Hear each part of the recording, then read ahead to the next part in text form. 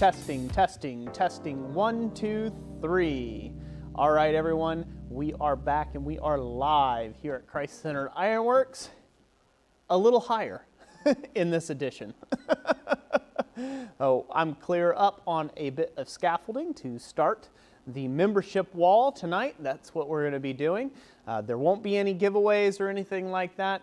This evening is just a catch-up, Q&A, and me honoring my word of what I said I was going to do, which was burn all of those fine members' names that have chosen to support Jessica and I into the wall back here. And there's plenty of wall space, so plenty of room for more members if need be. But yeah, so I'm going to start working across the boards here as we go and putting on all the names. As of right now, there was, I believe it was 42 before we started the stream, new members members that were part of the current membership body. And so that's very awesome. Thank you all so much. So yeah, so tonight's going to be kind of a Q&A stream while I work on writing people's names in the wall and just thank them for their membership here at Christ-Centered Ironworks. So if it's a little shaky, that's because I'm up on scaffolding. Yeah, I'm not going to do that again because I don't want the camera to come off. The camera is a little precarious, a little precariously placed on the scaffolding. I've got it zip tied to the scaffolding. So, you know, how's that for high dollar budget? So who do we all have, Jessica, this evening? We have Just Gonna Get Better, Stephen Mierke, Graham Pepper, Mule Kick Forge, Brett Larson, CU Metals, Chris Dixon, Heath Miller, to name a few.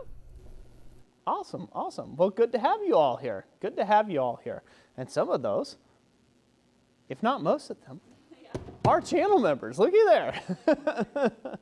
They know where to go when they're wanted, huh? Yeah, so I'll be looking at Jessica way down there. So she's... And I'll look up there. Yeah, she's like, she's below the scaffolding, so... Yeah. Now, this isn't as high up as I could go in the shop here for these. I still wanted to actually be able to read my membership wall. So the platform I'm sitting on, the platform underneath me here is 6 feet off the ground. So it's nice to have a bit of scaffolding to be able to set up to do this, because then I can kind of stage all this cool stuff, which is pretty cool. I thought about doing that the other evening when I was working on plugging the holes in the loft when when I was 20 some odd foot up off of the forge floor there, and just do a live from the sky, so to speak. But I figure I better not mess around too much. Heights is not my strong suit, so. Yama sent a $5 super chat for me to give the scaffolding an earthquake test. Yamez, yeah. You big jerk. So you got to do that when I'm all the way up, 32 feet up in the air at the very peak of the roof line. Then come up and give the guy an earthquake test. That's a good way of getting a hammer dropped on your nugget. No. Oh man, I did not get that square, Jessica. To write the names. Wonder if we should just follow the beam and just let it flow natural. I'll go grab it. Jessica's like, no, we're not going to do that. We're gonna pencil a nice little square line on this. What about a pencil? I should have a carpenter's pencil in my tool bag. So, hello, you're stuck with me. I'm waiting. But I'll go ahead and roll off some of the membership names, that we include on all of our videos, and you guys certainly saw them at the beginning of this live stream. I'll start with the most recent members and go down from there. If you have just joined this stream, we will notice you chatting, and we will actually add you to this wall as we go too. But I'll start with Robert Launis, SNC Forge, Metalman Productions, P. Jackson, Tyler Kahn, John K. Willoughby, Mike, Robert Eno, Black Collar Ironworks, Frank Strott, Gordon's Farmers Forge, Gene Simonelli, Nevermore Ironworks. I needed the carpenter square, sweetheart. And you don't have to climb up. You can just toss it up onto the... Just toss it at you? Yeah. Boom. Yeah, that way we don't shake the camera too much on them. Yeah, there you go. That's Yamez's $5 earthquake test. So, hey, babe, just step through the man door and just hand it straight up through the wall, okay? Okay. All right. Let's see here. Where was that? Nevermore Ironworks, Ken Levy, Jesse Garza, Keith Whatever, Robert Shell, Redbeard's Forge, Jim Patterson, Bill Troop, Charles Makowick, Drayson's Forge, Rob Huff, not Ho, Brett Larson, Toby Yo 57, Todd Good, Clam Smasher, Michael Hunt, Rick Kirby, Bryson Alden, Chris Via, Wonderboy Projects, Wiley Rook, Bladeworks, Gary Brown Forging On. These are going to be some long names to write up here. Heath Miller, Chris Schaefer, Graham Pepper, thank you, babe. Chris Rich, Island Metal Forge, Dana Maggiore, Brute Lemon, and Stephen Watkins. And let's not forget Newt's Leather Smithy, Newt's Leather and Metal Smithy, Wartree Ironworks, Schmock, and Justin Ray. Was there to follow out the end of that list. So thank you all. Thank you for becoming members. Thank you for supporting the content. I really hope you guys enjoyed the video today. I had a lot of fun putting that together. That was actually Jessica's Christmas present. So it was fun to give that to her. I was in a real bad pinch because it was like 2 o'clock on Christmas Eve when I started forging that thing. It was a bit of a rush. Let's just say I worked on everybody else's Christmas presents, and I'm like, I got to work on Jessica's now. Just Gonna Get Better says that is going to be a lot of writing. It is. See if I can do this line without screwing it up. Brett Larson says, thanks for giving awesome content for us to support. Very welcome. I'm not so sure that's going to work out. Let's see. Robert Shell says, our white Christmas is sandy beaches, LOL. I enjoy visiting the frigid north here and there, but I don't think I would enjoy living in it. Oh, it's not so bad. Give it some lines here. We'll see how this works out. I'm not sure I'm going to follow these or not. Give those some lines. We'll see how that pans out there. Thank you, Gordon, for the super sticker of the Smiley Poo. Can always count on Gordon for a Smiley Poo. I thought that was like Aimless's thing, though. Or maybe it's like a Smiley Poo war going on now. I don't mind. You guys have that war all you want. Talk it out. Don't. It works out for me either way. Ken Levy says, will you be using Old English script? That's going to take too long to mess with. That's going to take too long to mess with that. No, we won't be doing Old English script. We will be doing whatever Roy's janky writing style is. The lefty style. Yeah. All right. So let's put the first name on the wall here. We're going to start with the oldest one on the list, which was Stephen Watkins. That was the very first join. Oh, yep. Beat out Schmock. Well, he beat out Brute Lemon, Dana Maggiore, and Yamez at Island Metal Forge just by a few milliseconds. So, yeah, Jessica double checked it. So we'll start with Stephen Watkins.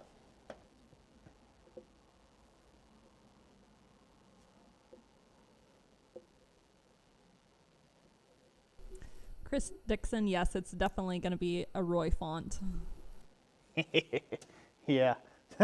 Good thing you're all the way over there.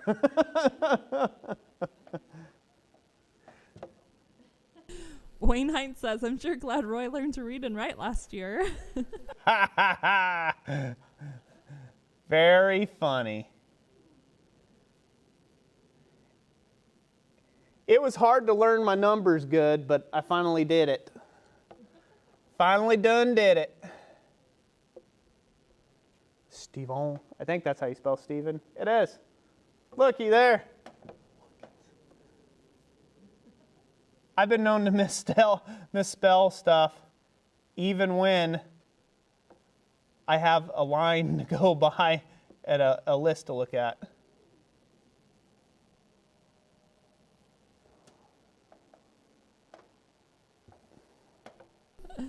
Gary Brown said, Yama says he wants his name behind the beam.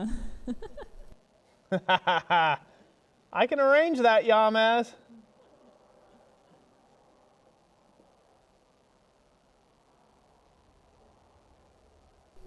Gary Brown Forging On says, I want to see you burn it in cursive, smiley face.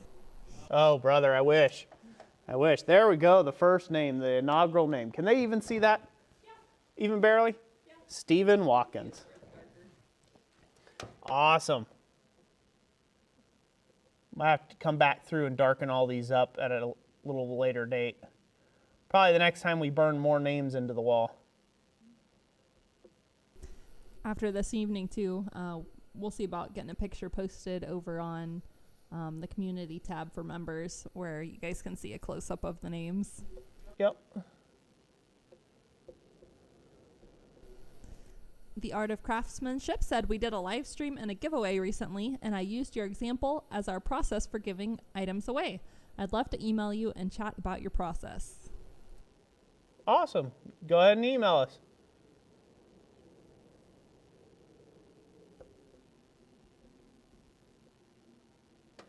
All right, I think that's good enough for that. I've got to let the heat rebuild up in the pen, so, which is funny. I've found this. I might try to re-square this and do this again while this heats up. I have found that with wood burning pins or any sort of branding, if you're using branding irons or anything like that, that the wood, that transfer of energy, it just sucks all that heat out of that steel a lot quicker than you might think. So it's almost like quenching the metal, and it goes pretty quick. I mean, it'll suck the heat right out of red hot steel faster than you think. So you really have to, if you're going to do branding and things, you have to really get it nice and spicy and keep it that way for quite some time. That'll work out okay. Yamez says he'll send you a framed, laminated and framed picture of him to inspire you.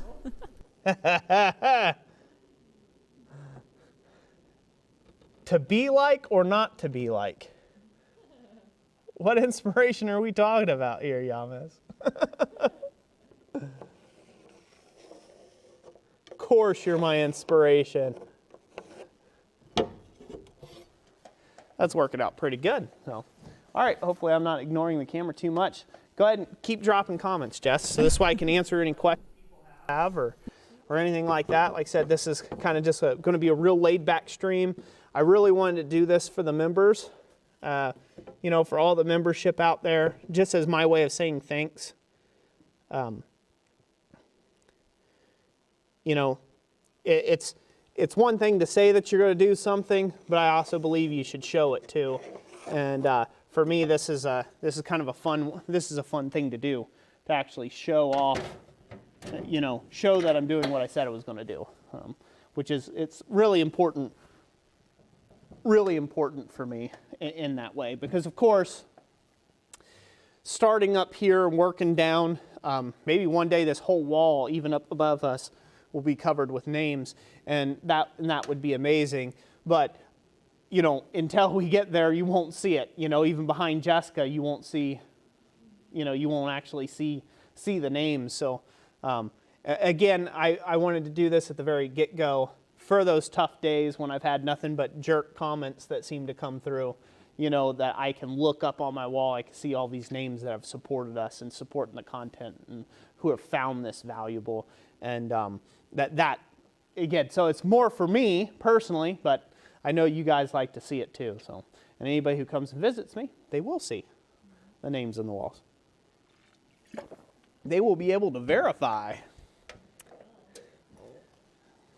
Like little girl and oh brother, where art thou would say, He ain't bona fide. He bona fide. Let's go on to Brute Lemon. What's up, babe? Heath Miller said he's seen your chicken scratch. He's surprised I'm not the one up there doing it.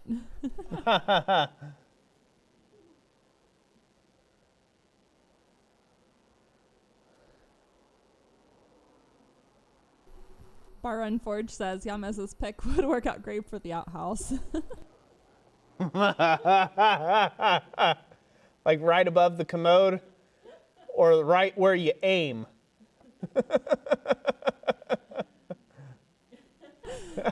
Gary Brown says after you get Yamez's picture, Roy's next project will be making a set of throwing knives, LOL. Oh no. I think Yamez is going to be the blunt end of a joke. Lots of jokes. I think he is. I think he set himself up there. We love you, Yamez. I love you. I don't know about anybody else, but I know I love you. You're a good dude. Crawford asked who the top tier supporter is. Jessica? That would be Black Collar Ironworks, the Golden Mastersmith. Oh. Nick Rolfs asked what your favorite barn find item is. Favorite barn find item? I don't know. I haven't been around a bunch of barns, so I really couldn't tell you. I would probably say my favorite item that I've got that would be close to that, it wasn't really a barn find, but it was a garage sale, is my ruler. I found this Lufkin aluminum ruler, foldable ruler, and I have kept this thing religiously. I buy pants that have side pockets on them just so this way I always have this ruler on me, no matter what. So, yeah, that's been one of my best ones. That's been, oh gosh, what, 9 years ago now? I've had this thing, at least. At least 9 years ago. So there we go. We got Brute Lemon in there. Hey, you know what? My penmanship's really doing great when I have to slow down. Yeah? Yeah, for the wood burning pen. Maybe that's how I should write everything. So in wood, write people letters. Yeah, kind of like the old papyrus kind of thing. Yeah. All right, I got to mark people off so I can keep people in track. More questions, Jess? What kind of barn find from our barn did you get when cleaning it up? Was it that gear changer? Yeah, I guess that was pretty cool. Yeah, I got a reduction gear. Something that has got a shifter on it. It has like a high speed, a low speed, and a reverse to it. It's fairly lightweight, so it's a fairly lightweight reduction gear, so it might be good for a fan maybe. It's in a really pot metal kind of a cast aluminum housing. It's not the most robust one in the world, but yeah, it'd probably be good for something like that, powering up fans or something or another. That'd be pretty good. All right, we're gonna do Dana Maggi Ori next.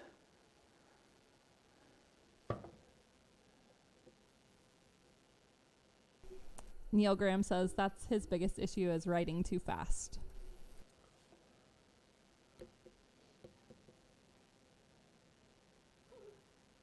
Stephen Mierke, yes, the invoices would be very heavy if they were all in wood. Yeah, my teachers messed me up as a kid, unfortunately, when it came to writing. I was a military brat, so they had a certain way you do things in the military and a definite way that you don't do things in the military. And the definite way you didn't do things in the military in school was write with your left hand. So if you were a lefty, they made you write with your right hand. And then I got failing grades, then I had to start writing with my left hand. And so once I was writing with my left hand, I had perfect penmanship as a young kid in grade school. But then the teacher really had it out for me because she was old school. She wanted me to write with my right hand, And my parents said, no, he's going to write with his left hand. So she would yell at me about not being fast enough and basically, if I didn't get my assignment done, writing assignment done, I wouldn't get to go to lunch or I wouldn't get to go to recess. And so she wouldn't move on that. So I had to learn to like rush through writing. And so my handwriting has been abysmal ever since. Like it is completely sucked since grade school. Ah, the benefits of child educators that are jerks. Dana Maggiore says, don't spell it wrong, LOL. It'll be up there forever that way. I'm spelling it exactly how Jessica has it on the sheet. And there's no sense for lowercase or uppercase either, because I'm just going to draw what's ever easiest to write. Nevelier Forge, our weather's been all right. We've been having some snow here and there. I think we have maybe 3 to 4 inches accumulated since the melt-off just before Christmas. He says down in southern Michigan they're having an ice storm. Woo-wee. Well, we're supposed to be getting it up here, getting other stuff up here as well, but it's supposed to set in later tonight. We'll see. There we go. Yama says, don't get me started. Catholic school run by nuns with rulers. And you? Woo! You had a time. No. I'm sorry, Yamas. I could just, yeah. You were probably a cute kid. You're probably a cute kid. That's what I'm saying. There's always that one kid in class, that you just got to beat. I was that kid. So you'd think it was the kid that was eating the Elmer's glue, but nope, teacher liked him. She didn't have a problem with him at all. Little Timmy. Literally, his name was Timmy. Boom. Somebody said you better grab a pillow. You're going to be here all night. I've got 3 names done. Yeah, you may not see all the names go in, but I'm going to give it my best shot. So it's you folks with really long names, man. Really long names. That's the ones that are going to take the longest. There's a lot of real short ones, but they're at the end of the list here. Oh, all right. Let's get Yamez in there. Yamez, do you want your whole shop name in there, or do you just want it to be Yamez? I'll look for his answer. I think he wants his whole name in there, I bet. I'll try to fit it. Get him. Heath French says, what did you do for Christmas and the New Year's? Great question. Not anything. We just hung out at home. Oh. We are not New Year's people. We're Christmas people. And the type of stuff we do for Christmas is lay around and finally breathe for the year. So that's what we do for Christmas every year. Yeah, Christmas morning, well, we let the kids open all their presents first, and then we had like a big brunch with homemade cinnamon rolls and what else do we have? I think we had fried eggs and hash browns. And then we spent like most of the afternoon lounging around. Roy fell asleep in his new chair from his mom.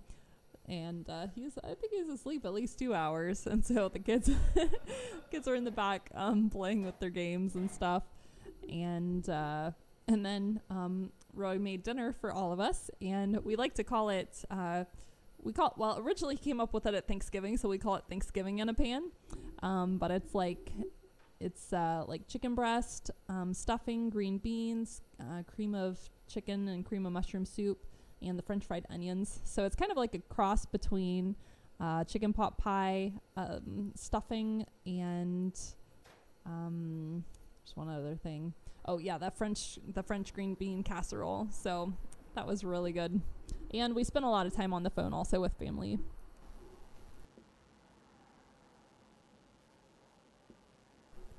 Ken Levy says, Roy, on your hydraulic press, what did you set the max pressure at?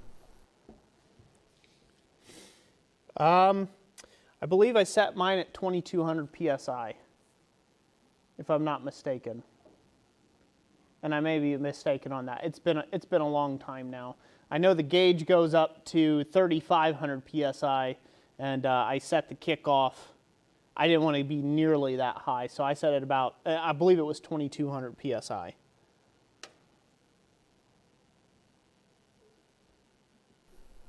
Gary Brown says, hurry up and find a Russian to join so we can watch Roy write that name in. Oh, God. I'll do it.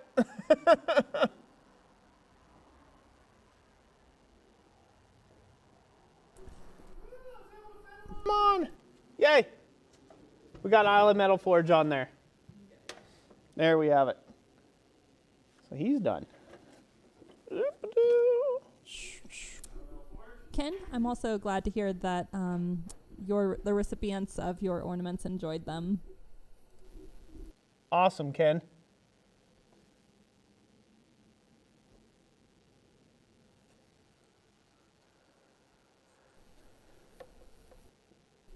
Heath French, yes, it was. It was very relaxing and yummy, as you like to say. Yeah, Roy's gift, I surprised him. Normally, he is very good at guessing his gifts by the weight. He can guess by the weight, the package size, cues like that. And so one of the things that was, that he was wanting was some more pants, but I didn't get him pants. But I took his gift and I wrapped it inside a pair of pants. So he opened them. It was. Come on, tell him the right thing. My old pants. So he opened the box and he's like, it's just the look on his face. He looked confused and puzzled. And yeah, because it was a pair of his old pants, with holes and everything already in it. I guessed the pants. You did. I did guess the pants, so. Yeah, he thought it was clothing. He is specifically trying not to guess in advance. But yeah, so what I got him, he's been wanting a DJI Pocket Osmo 2, I think is what it's called. And basically, it's a miniature camera that's built into a handheld gimbal. So it's like pocket sized. You can just put it in your pocket and go. And he had mentioned a couple months ago that he wanted one, and we watched, a couple of videos on people unboxing it and stuff. And then, he hadn't really said anything about it since then, but I'm like, I think he'd really like that. So I got it, and that way we can go out on hikes and stuff and do our sightseeing around Michigan. And we're going to see about adding some B-roll and things like that into videos. This pan's got to heat up again. Nevelier Forge said he lost his electricity about an hour ago. He asked to save battery life on the phone and said to have a good night. Hey, you have a good night too, buddy. Hopefully it comes back up and soon. Let's see here. We got 5 down out of 43, I think, to go. So, not bad. Wayne Hines says, now everyone on that wall needs to send a forged item to be hung by their name. Wink. Hey, there you go. Small item. Like the tiniest item you can think of. Man, I'm yelling into this thing. I'm sorry. I'm sorry, folks. Let me pull this down a little bit there. Hopefully I'm not yelling into it as bad now. I'm projecting because Jessica's way down there.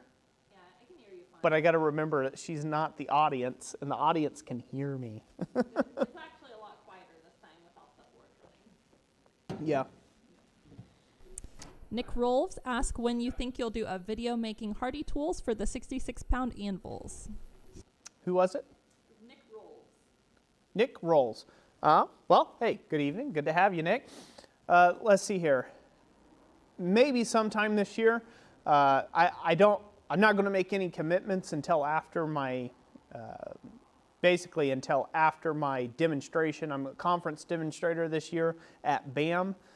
So I won't be doing anything but getting ready for that for the whole first part of the year, the first quarter of the year. So maybe in the second quarter, I would like to take and make a bunch of hardy tools. Specifically, I need to make some hardy tools for that anvil, but also just hardy tool videos in general. I kind of got a little bit away from doing some of the anvil videos right around the first year. I had a whole bunch of people griping and complaining about the fact that I was reviewing anvils, and so I kind of like, well, that's fine. I don't need to put my time and effort and energy into these things anymore. And so I kind of got a little, a little frumpy about that, and so I kind of got away from it for a little bit. And like with anything in a blacksmith shop, if you set it off to the side in a dark recess or a corner, you shelf a project, it's probably going to be there for a little while before it sees the light of day again. But yeah, I do plan on doing those videos. I've got the Lumberman series that I need to film. Snow, winter, life got up on us quicker than anything. But that'll be in the first part of this year, will be the Lumberman series. And I got a bunch of other videos planned as well. And some of that, the anvil tooling is on that for sure. For sure. But it'll probably be the second quarter, maybe even the third quarter of this year. But we'll see how it goes. We will see how this year goes. What else, Jess? Yama sent us $5 super chat, and he said, 3 exclamations. Is Roy sitting on a chair? Isn't that cheating? I feel that's cheating. Take away his chair, Jess. She can come up here and take it. I don't know if a bucket counts as a chair. No. Yeah, it's a bucket. If I was sitting on a chair, I wouldn't be able to get to this. Graham pepper. What we got, Jess? Let's see here. Neil Graham, your streams never end at 7 anyway. You'll be all right. True.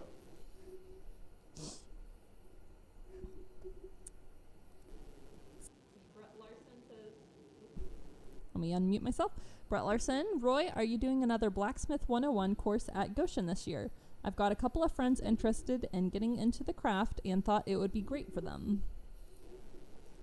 That is something that I could possibly set up and do. I wasn't sure whether I was going to do a 101 course this year or not, but if there is enough interest in doing a 101 course, go ahead and get with Jamie Geyer and tell him that you'd be interested and a bunch of your friends would be in that, me teaching that, and we might set that up at some point this year. This year, ideally, down at Goshen, I'm planning on teaching about 3 classes this year. We'll see. Again, I have to see how this first quarter of the year goes, getting ready for my conference that I'll be demonstrating at, and then after that, I'll be able to have a lot more plans for later in the year. We'll definitely do something around Christmas time again, or around Thanksgiving, Black Friday time frame. That weekend after Thanksgiving, we'll do another one of those. I've got a plan for a garden bench at Goshen, Ohio. So we'll be doing a garden bench as well. And so that's a pretty large project, but ought to be a fun one. And then I might make that my alternate one as well, as do another fundamentals class there. That could be a good one to just kind of tidy up the year on. So yeah, get with Jamie on that. That way you can let him know your interest in that. Stephen Mierke says, will you offer in the future blanks for roses or pine cones out of sheet metal like the snowflakes? Good question. As of right now, I'm not going to be offering rose blanks and things of that nature just yet. Couple reasons for that. Not that I wouldn't be opposed to doing so in the future. One, I want to have something unique to me, a rose that I can make that I think would look very stylish, my own take on a rose, so to speak.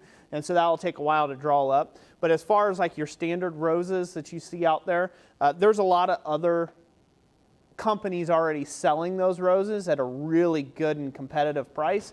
And I'm not sure I'd be able to offer them for the same price as what they're doing. And plus, it's their bread. It's their bread and butter. What I'm offering is unique because a lot of other companies out there that are doing blanks, they're not offering skillet blanks. They're not offering ladles and spatulas and some of these other type blanks that I'm doing, and in the thickness and gauge that I'm doing. So that's kind of my uniqueness or what I have to add there. And so I'm not so sure I'll do blanks, rose blanks.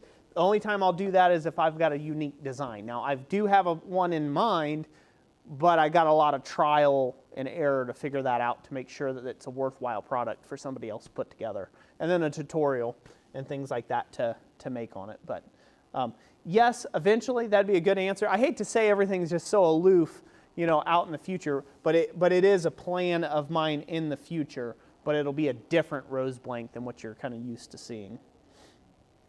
Oh, Chris Schaefer.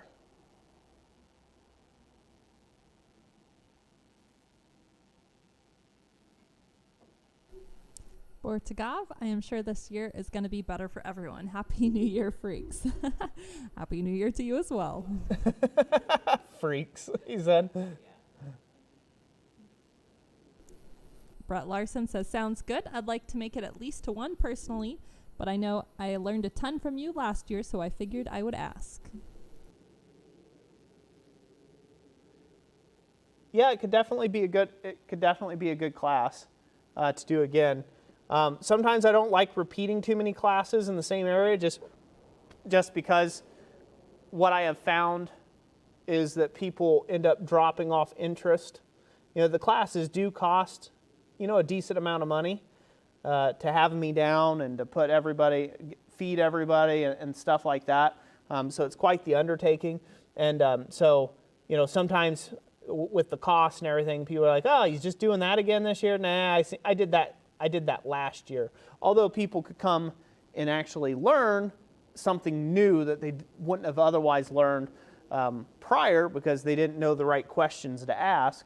Again, sometimes I've found that it ends up bombing. There's like 2 people who get interested or whatever. So again, if you have several friends that want to take the class and it's enough to make a full class and Jamie wants to do it, again, he would be the good guy to get with on that. And that way we could do it off of expressed interest. That way we don't get down the road here and everyone's like, nah, I did that class last year. I don't want to do it again. One of those type deals. It's better for everybody that way. Everybody gets to learn what they need to learn.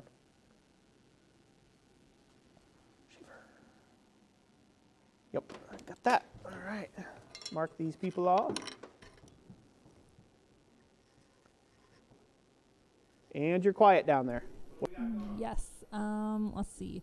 Redbeard's Forge says, I need to buy some skillet blanks, but a rose blank would be cool too. Yeah. So, good time for me to do a rant on that, huh? Yeah. I was gonna do a whole rant video.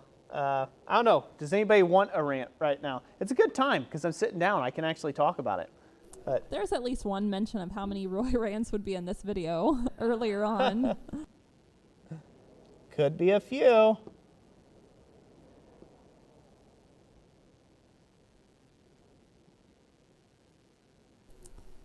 Gordon Farmer said for his, you can just put Gordon Farmer if it's easier than Gordon Farmer's Forge. Okay. Keith Miller says, rant. Redbeard's Forge says, oh yeah, rant it up. All right. We'll get into that here. Right?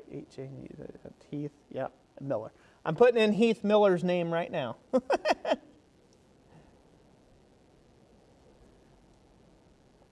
All right. So yeah, so recently I had a comment come in on one of my blank videos, and I've had a few comments actually come in, kind of in the same connotation, and I was gonna do a whole video. I was gonna do a whole rant video on it, and I just decided, you know, it's like everyone else. There's plenty of negativity out there, so I don't want to come across like I'm ungrateful or, you know, again, too negative, you know, because I feel like I've had a pretty blessed year, and I'm more thankful. So I didn't want to kick off the year with a good rant video. I wanted to, you know, do other things, you know, have better, more chipper videos and the things that I want to do.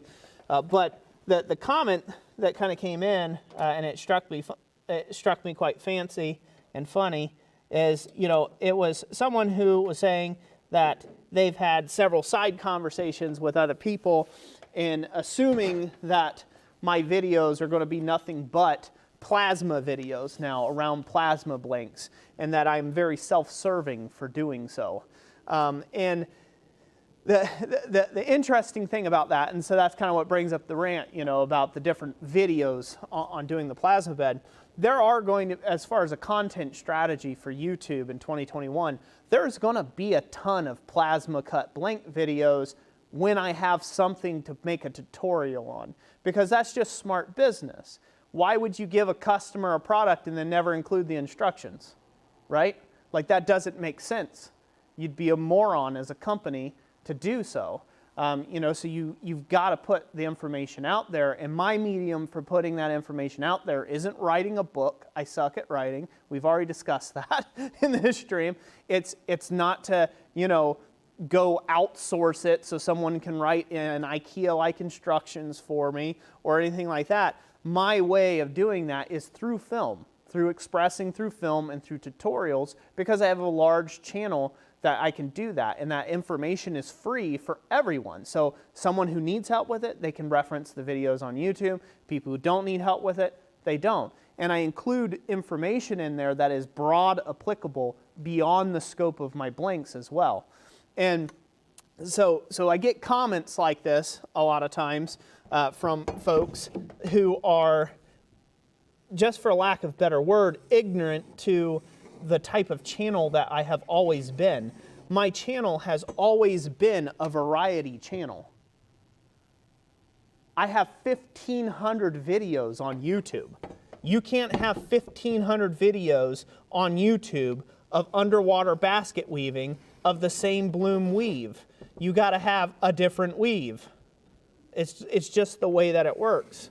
You don't have as many, you don't grow to the size channel that I'm at right now with video content and have no repeats and have no, you know, have no videos that are going to be not someone's flavor of the day. It's just unavoidable. But the big assertion that I had a problem with and that I take offense with, and I'll take offense with this with anybody, is the self-serving argument. You know, that sort of argument on it.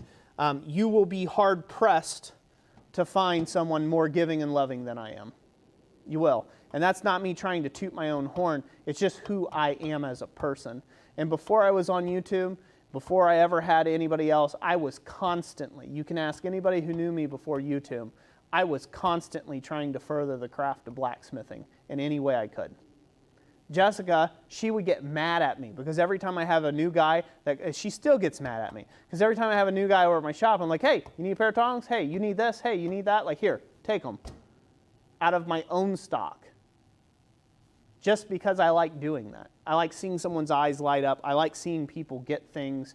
I like seeing people be inspired to go and do stuff. I like having impact, right? That's what drives me, is actually having impact on people's lives for the better.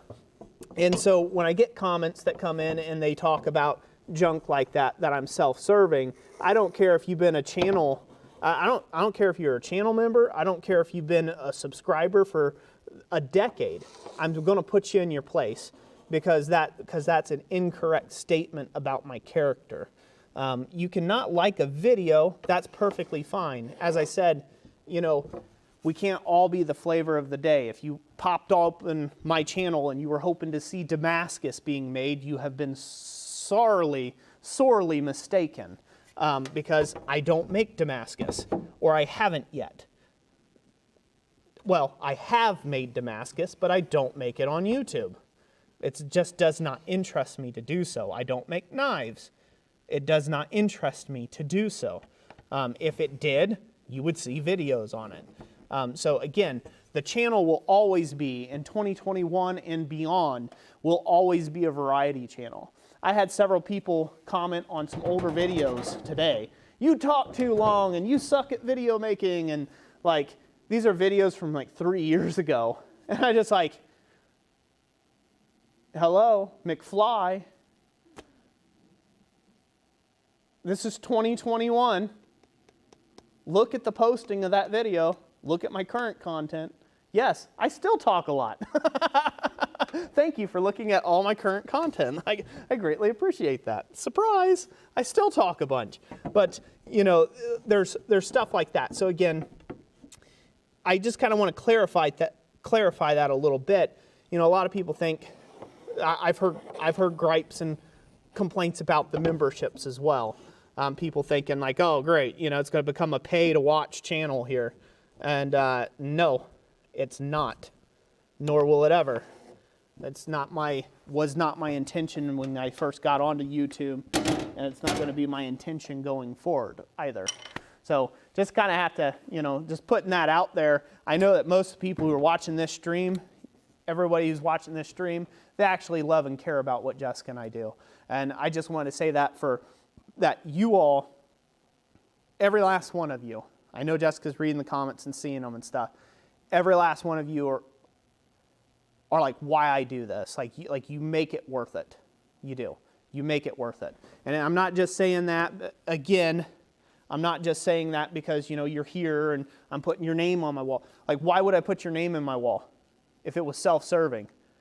It is literally 9 degrees out here in this shop right now.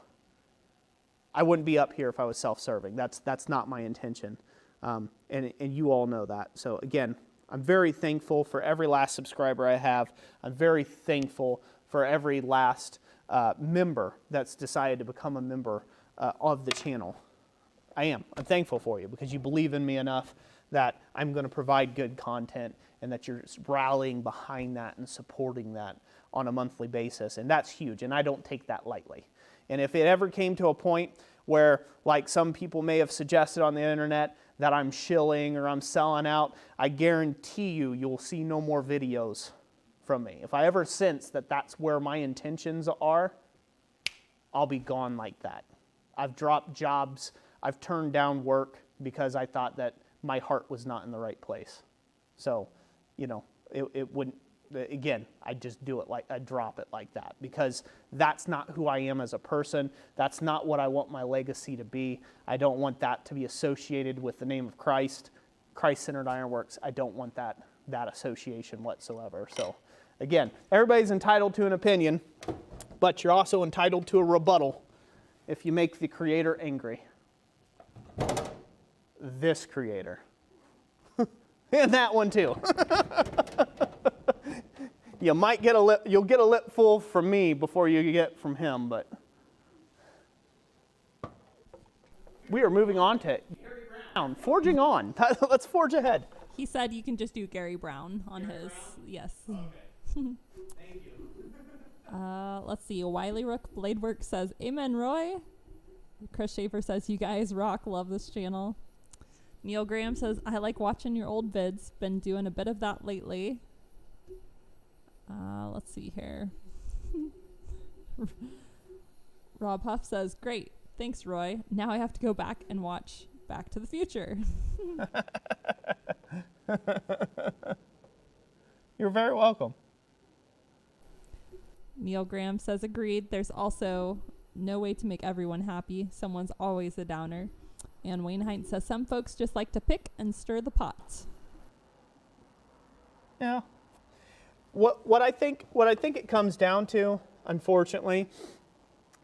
For as long as I've been dealing with negative comments that I've had on the channel, I think a lot of what it comes down is that there's this disconnect. And I think there's sometimes that it comes from a place of someone being connected to the channel. And they want to see us succeed. They want to see us do other things. They want to see cool content from us. And then they get something that doesn't meet their expectations. And they feel that they are connected enough with us in such a way that they should be able to voice to us the negativity that, we're not living up to their expectations, right? And in one way, I can totally understand that. But on another, when you're voicing concerns and problems like that in an open forum like YouTube, what you don't understand is with 1,500 videos, there's like 4,000 comments a month that come in, and there's about 200 to 300 negative ones that come in. And so you might be catching me on a day where I've just deleted like 50 people because they've called me everything but a white person, right? Or I should start calling that northerner. That way I don't get demonetized at some point. Call it a white person. But yeah, calling me everything but a northerner, right? And so like I get to a comment like that, again, going through trying to answer people's questions, trying to answer comments and things like that. And then you get to a comment like that where it's just like, oh, yeah, you're just basically being a sellout or a shill or whatever, which they don't know the definition of those things by commenting. Again, they might have been in a bad place, but they let it all hang out on the internet. And it's just really not the right forum to do that. Again, I've had people contact me, DM me, and say, hey, I really just didn't like this type of video. I really hope you do something different in the future. And I've just had to tell them, like, there's 14 other videos in the tank. I've filmed an entire series, and I'm working on a different series now. So sit tight. You'll see something different. It might be a month or two, but you'll see something different.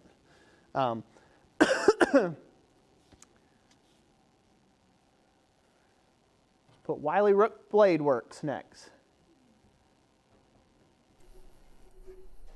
Thank you, Gordon Farmer, for the super sticker, the 100 super sticker. And he sent super chat when you're beginning your Roy rant for the New Year's Roy rant. And also £2 for the hater blockers, LOL. Thank you, Gordon. I greatly appreciate that. Thank you, everybody who's sitting here listening to my rant. Hopefully it does not sound like I'm sodding on too much and I'm being a big crybaby Jones here up in my loft here. But Wiley Rook Blade Works.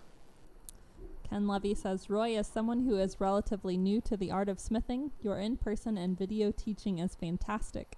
You take the time to show the detail, which is important. Jared Scheidel. Wait, who was that? That was Ken Levy. Thank you, Ken. That means a lot to me. Go ahead, Jess. Okay. Jared Scheidel says, thanks so much for everything, Roy and Jess. Keep up the great craftsmanship and hard work. Always love learning from your videos. I am thankful for everything I learned from all blacksmithing. Thank you very much. That does mean a lot to me. Greatly appreciate that. Yama says, I refuse to watch old Roy's videos. I demand that he reshoots and uploads remakes of all of his old videos. That was all in caps, and then he said, sorry for shouting. Well, you got that much work out of me once. This is a one-trick pony. That's all you get.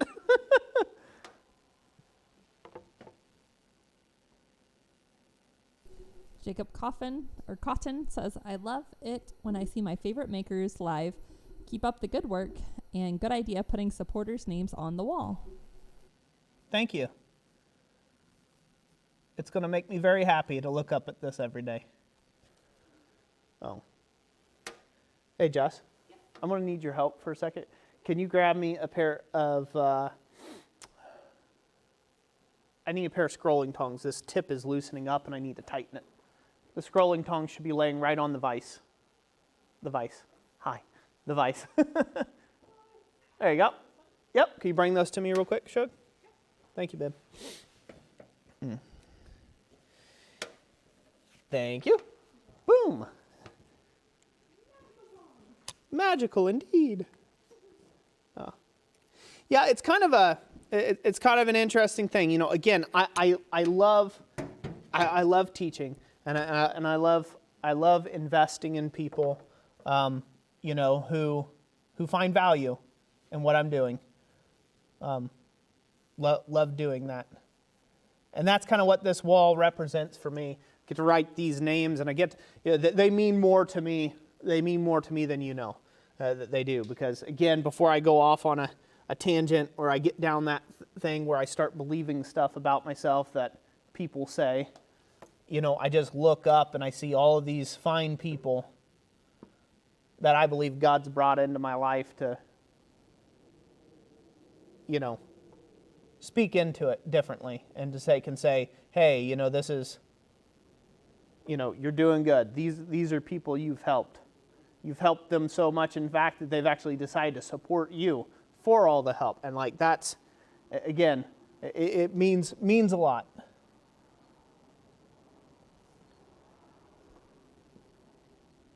I have to write works real small. Neil Graham says we'll settle for digitally remastered. Digitally remastered. Wonder if my attitude in the earlier videos could be digitally remastered. I was a spicy tomato.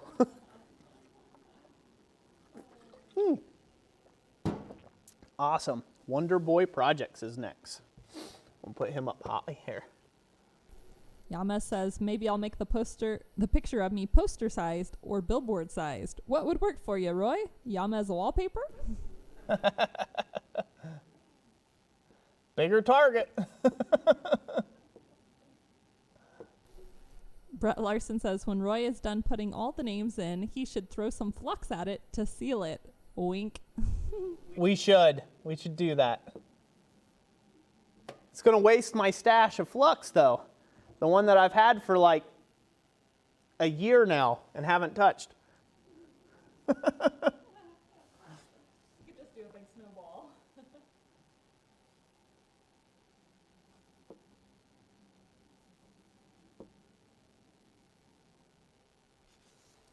Wonder Boy Projects. Wow. Heath French says, what was the first thing Roy made? Ew.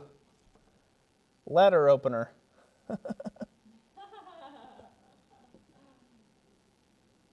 I have some of Roy's old photos. I forget when we did this live stream. I think it was either when we hit 10,000 subscribers or 25,000 subscribers. We did a live stream, which was at least well over 2 years ago, I believe. And I did a slideshow, some of Roy's old work, and we kind of talked about it.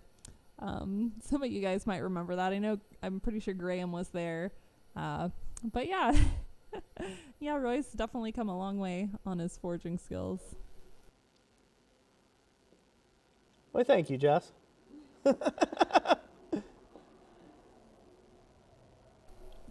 But I love all your work the same because it comes from the heart. There we go.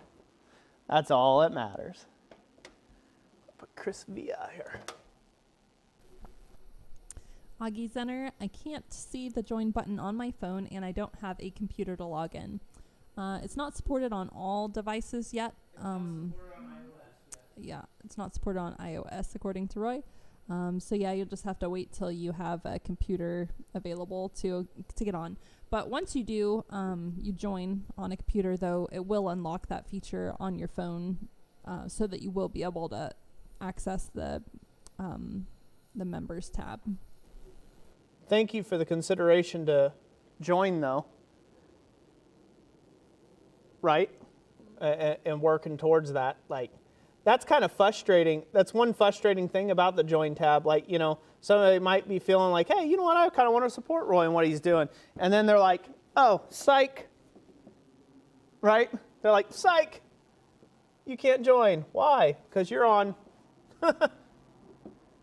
you're on iOS. Like, oh, why is that not supported? Like, why? There's a lot of iPhone users out there. Why is that not supported?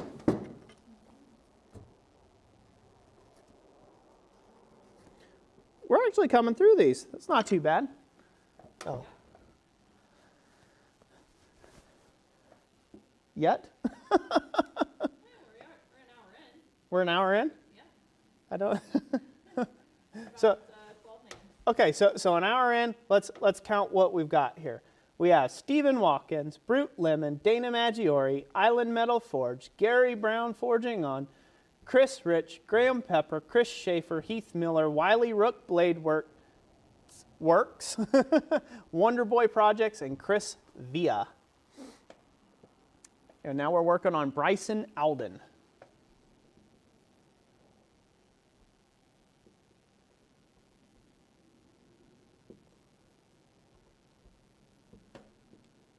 And it's quiet. Yes, I am hunting a comment. Wayne Heinz says, I like watching Jessica read comments and snicker under her breath and filter through them. LOL. There's a lot less filtering to do this time. Eric Sherwin, the railroad spike tongs I made after watching you show your designs are still going strong. They don't look as good as yours, but man, did they work well. Thanks for the videos and keep them coming. Cool. You're very welcome. Very welcome. Glad those are working good.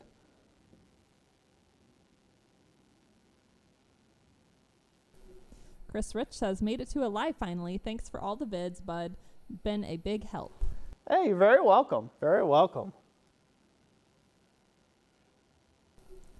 Keith Miller says, Hoffy hammer, rounding hammer, Damascus, sharp, flat, pointy things. What's the prediction for the next trend, the trendy thing in blacksmithing? Oh, that's a good one.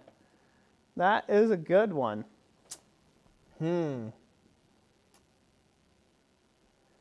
Well, what I would want it to be and what it will be are probably two completely different things. My prediction for, well, what I would like to see is I would like to see a returning to fundamentals and to traditional craft like ornamental work. Gates, railings, scrolls. I'd like to see people start putting that out there. And the only reason why I think that that might be the next trend that you might see, like forged furniture and architectural work and things of that nature, is because a lot of those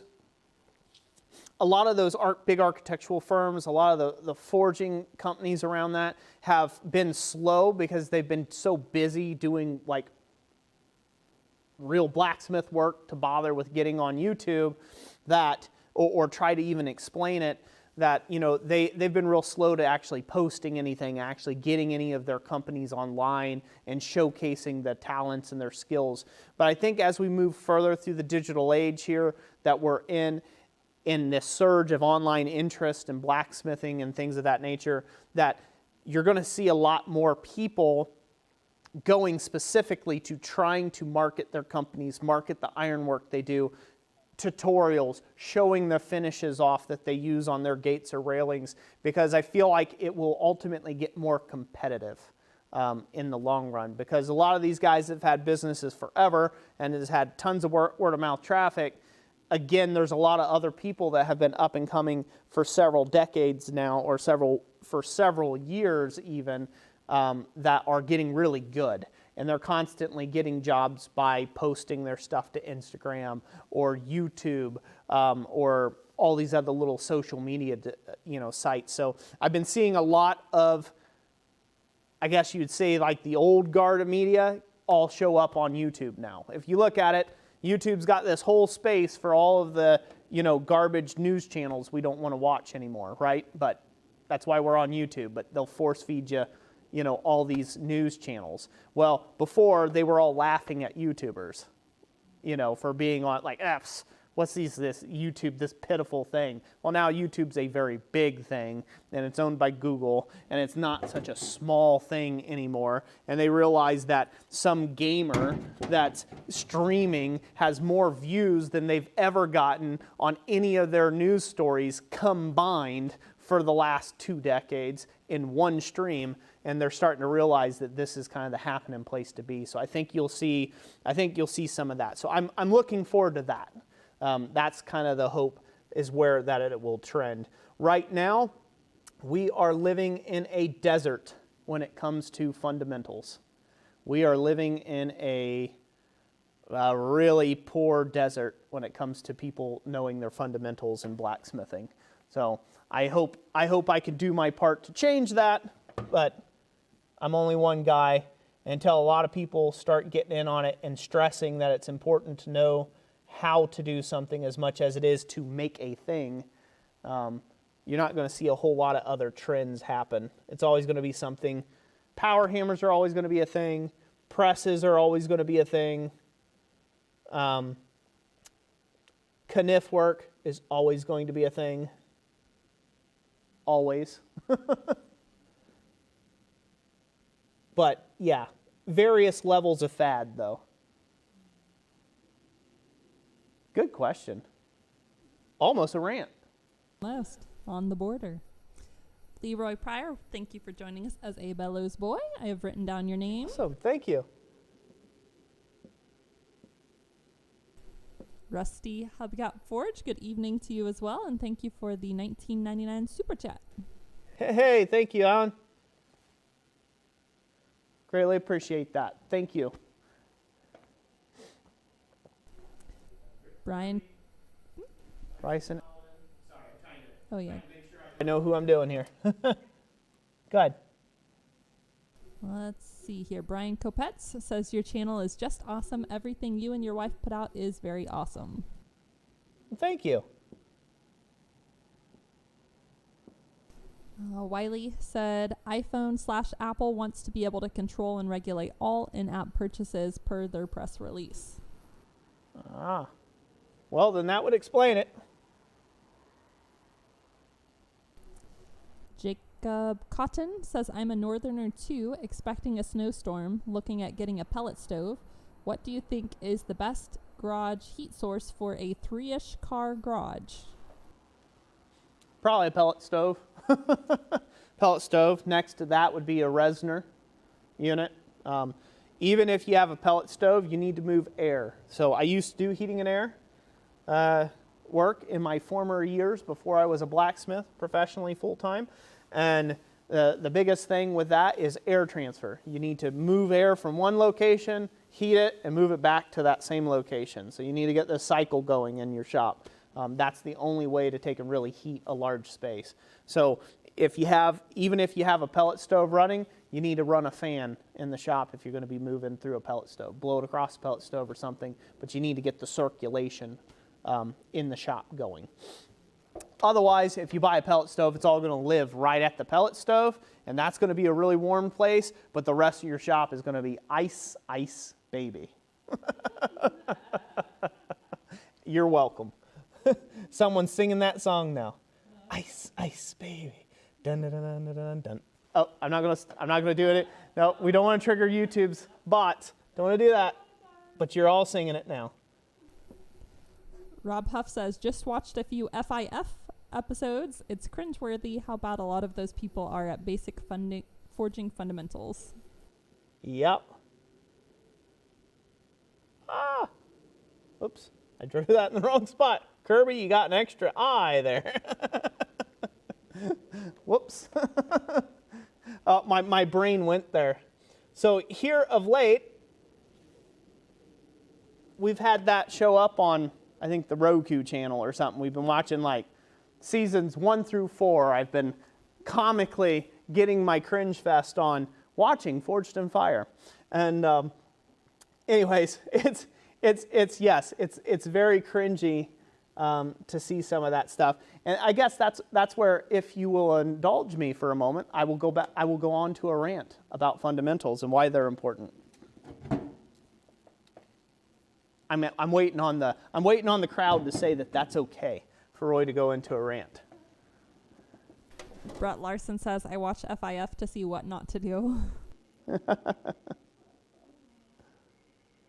Wiley Rook Bladework says, dun dun dun dun.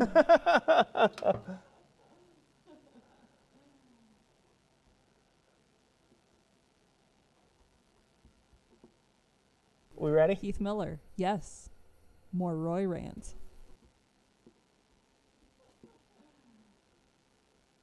Yamaz says no rants ever.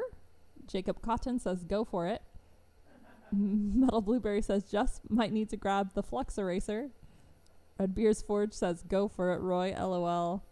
Heath Miller, give into the rant.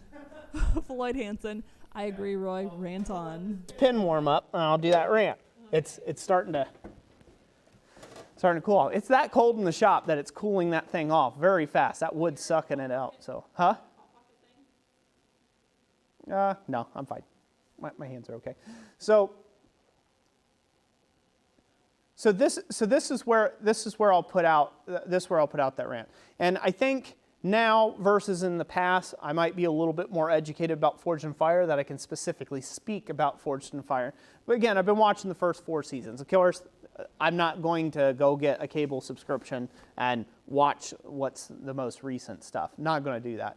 So I'll get it all in 4 or 5 years in reverse if I watch or I continue to watch the show.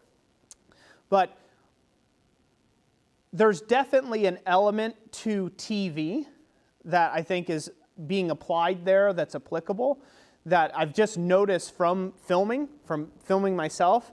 I notice in a lot of their jump cuts in their scenes that those are not linear. You think they're linear because they're very well at editing that, but they've probably stopped and pulled a guy off to the side and said, hey, what do you think about this? Because they're giving commentary.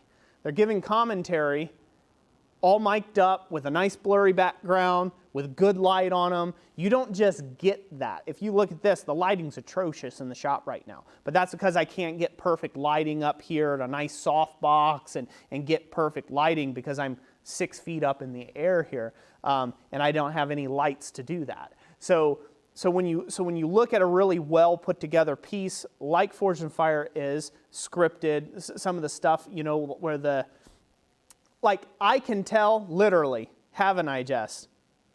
Like 10 times out of 10, I know who's going to lose just by the cadence. And it's just because I've noticed the trend. I've noticed how that they do that. So I think that there's an element there that really hoses people over.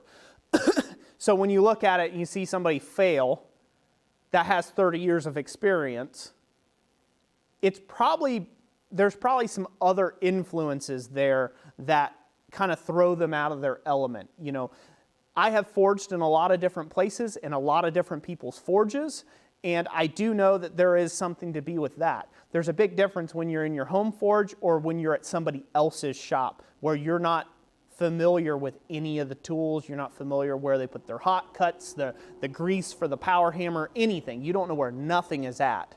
That can be very nerve-wracking as well. So I got to give it to them on that front. And this, trust me, here's where the but is coming into this conversation.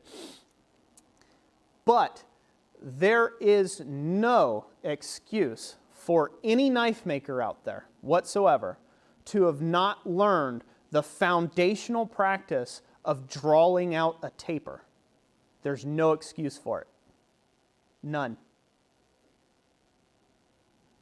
Don't care. It's a flat bar. If you guys want to see me do it in a stream, I will make a knife-shaped object just to prove my point, and I will do it in under 20 minutes.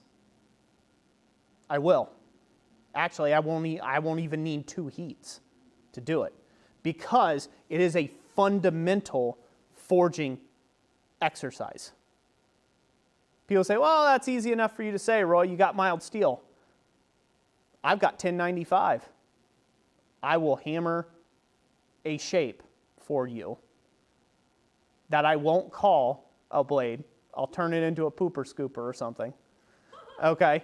But it does not take rocket science to figure out how to do that. It does at first. It feels like it's rocket science, and a lot of people skip over the fact of learning how to taper because it's hard. It's hard to get and produce a nice, clean, even, symmetrical taper or an asymmetrical taper, like in knife work. And so a lot of people skip over that in order to make a project or a thing. And that is where they go wrong. And 30 years goes by and they never learned how to properly taper, put a taper on the end of the bar. And that can sound completely ludicrous, But it's true. You can learn bad habits just as well as you can learn good habits, and those can stick with you. So you'll hear the argument, I've been doing this for 30 years this way. And my easy argument to that, 30 years of doing it the wrong way is still 30 years of doing it the wrong way. It just doesn't matter. And I use the term wrong loosely here, just to drive my point home. You can do something, a bad habit, for 30 years just because you haven't got caught yet. You could have some bad safety practices in your shop that you have slackened to, and just because you never got a piece of metal in your eye doesn't mean you won't ever get a piece of metal in your eye. So maybe you might want to wear safety glasses. I don't need those, haven't worn them for 30 years. Okay, and then like year number 35, bam, your eyeball's blown out because you caught something to it. You know? And you're like, oh, how's that eye patch treating you? You know, so again, there are certain things that you can't bypass. Fundamentals is one of those. Somebody has got to be chuckling at the eye patch comment. I said that, I'm like, that's kind of funny. I need to take a moment to laugh at that. So if you're just beginning, and this could sound like a hard critique, but if you're just beginning, give it time. Learn the fundamentals. Practice your fundamentals. Practice putting points on the end of a bar, tapering, drawing out. Yeah, it's going to wear you out. You're going to sweat a little bit, right? You're going to make 10 tapers, and you're going to cut them all off, and they're completely useless to you. Stop focusing on making projects and things and start focusing on growing your blacksmithing ability, your forging ability, and understanding what the metal is doing and why. You go on a show like Forge and Fire, you will wipe the floor with them. You really will, because you'll have a deep understanding. And there are guys that have been on Forge and Fire that I've seen that they have a strong foundation in the fundamentals. You know how you know? The camera doesn't cut to them that often because they're not the ones having problems. They're not the ones that are having blades fall all over the floor or quenching at the wrong time or whatever. Like you won't see them barely. You'll see them at the judge lineup and they go through the next round because they have a good, strong foundation in their fundamentals and they know what they're doing. So just keep that in mind out there. That is like one of my biggest pet peeves that I see is just people not focusing on doing their fundamentals, and a guy comes off and is like, yeah, I've been doing this 35 years, and then you see him like he is like the like kindergarten level smith swinging a hammer at this blade, and it took him 45 minutes to an hour to put a point. Like his clock ran out. It was like an hour. There's only 2 dimensions you have to work with here. It's 2. There's 2 surfaces. The long side and the short side. That's it. There's 2 surfaces. Just like that. You should have had that point on that bar. Or they'll have a big cold shut right at the end. They'll have a big fish mouth at the end. Like, am I not the only one on the face of this planet that knows how to not get fish lips when drawing down a big piece of bar stock? I don't get that. You know, so again, those are things that if you don't want to come off looking foolish, if you want to be able to undertake larger projects than what you even think is possible, those are things you need to focus on. Fundamentals. Bending something, punch a hole in something. I just watched an episode not too long ago where everybody's like, wow, the hardest part of this project, I don't know, is drifting this hole. What? Like, that's the hardest part of the project? Like, yeah, that'll get me going. You know, I would think like the forge welding of the canister with unknown materials, with all the stuff that was in it and like all those sort of things, I would have thought that would have been probably the hard part of the process. But punching a hole in a flat piece of bar stock, that's your sticking point. That's the point to... Jessica's telling me to shut up with her eyes. That's your sticking point. Ultimately, that's the sticking point that sent you home, is you don't know how to take and punch a hole. Gosh, I'm going to stop watching that show. It's got me all wound up. Just thinking about it. Those are the things that start making my eyes twitch. this pin is... Floyd Hansen says, Roy, I feel you're talking to me. I'm a total beginner and was forging yesterday, and I was jumping the gun a bit with forging things. Exactly what I needed to hear today. Thanks, man. You're very welcome. I want to point, I'll point this out real quick. That is not meant to be a harsh critique of anybody, other than the people who claim that they have done it for 30 or 40 years, and they're so great, and they're going to beat the competition, and they're all this, and they're all that, and they don't know how to put the point on the end of a bar somewhere. If you are a beginner, you need to slow down. You need to slow down because it's going to be so fundamental for you later on. Oh, it's going to make you such a better smith. It will. It will. It's tough to go through the repetition now, but it is so worth it. You will be such a better smith for it. You really will. Take and go in the forge, start making a couple tapers, cut them off. Start making some bins, start making some upset material, you know, cut it off and keep going. And my recommendation is make at least 10 every day. Every day you get to forge before you get on to your project. Not only does it build confidence, it helps warm you up for the day, and it builds skill. It builds skill. Everybody wants to get into stuff. I know I did. I wanted to skip the fundamentals because I'm like, oh, well, how hard can it be? You're just putting a point on the end of the bar. Yeah, real hard, real hard. You know, I sucked at blacksmithing for 4 years, solid, didn't I? Yeah, you be honest, I did. I sucked at blacksmithing for 4 years because I did not have a foundation in the fundamentals, and it wasn't until my 4th year, 3.5, 4 years into blacksmithing, that I got to take a class where I had, God love them, I had a couple really good smiths basically pop my ego bubble going and bring me under their wing after they tore me down about not knowing squat about blacksmithing. They brought me under their wing and they helped build me up with fundamentals that I could use and go forward. And man, did it change my ironwork. Did it not, Jess? Like night and day. Like, I know people say that, but it was like I advanced my career 10 years just by going to one class and learning fundamentals. And I didn't expect to go there for fundamentals. I was going there for organic blacksmithing. Ain't I so grand? I'm going to make flowers and stuff. I had no right to make flowers. I sucked. So again, for you beginners out there, for you beginners or even guys that have been at it a little while, don't take offense to it. It's just, it's truth. It's truth. It's not meant to be a dig at anybody. It's just meant to take and say, hey, take a big step back, give yourself time to learn,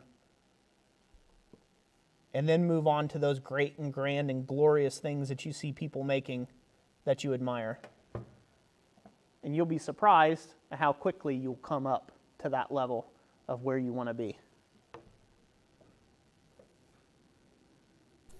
Wiley Rook Bladeworks says, I just put a 30-degree 4-inch taper on a 2-inch by 1/4-inch bar of 1084 in 3 heats yesterday for the first time, thanks to Roy's lessons, honestly.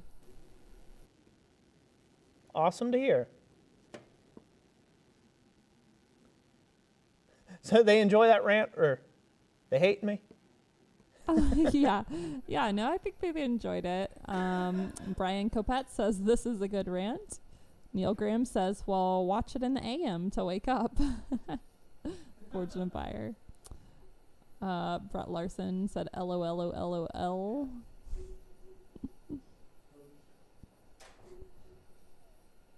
Bar Run Forge says, they don't even hardly show them hammering anymore. And Metal Blueberry says, maybe I should change my name to the One-Eye Metal Blueberry. The One-Eyed Metal Blueberry. Hopefully that's just a joke. You're not actually missing an eye, because that sucks. The eye patch joke earlier.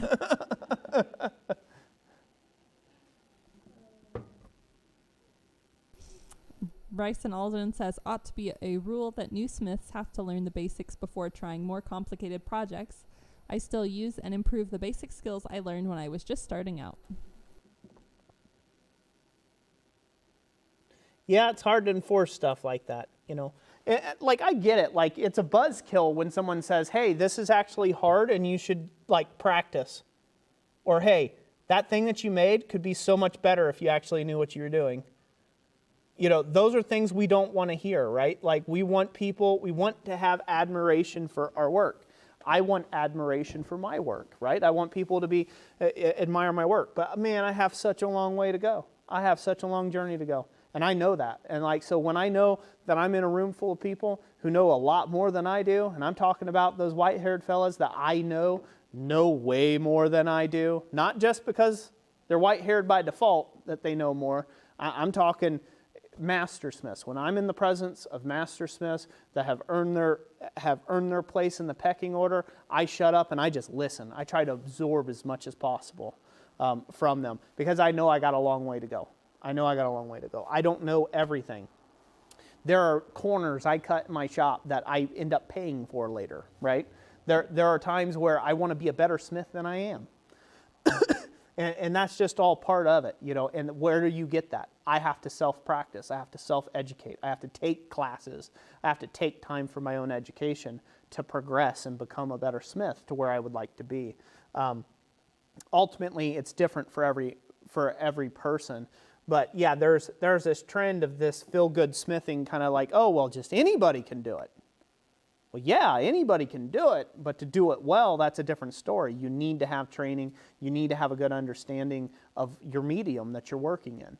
You know, if you want to raise copper vessels, you need to have a good understanding of copper and the medium that you're about to work into. There's no other way about it. You do need to have a good understanding of copper. If you don't, you're not going to make very good vessels. Yeah, people can raise stuff, and they'll call it art, modern art. That's a rant for another day.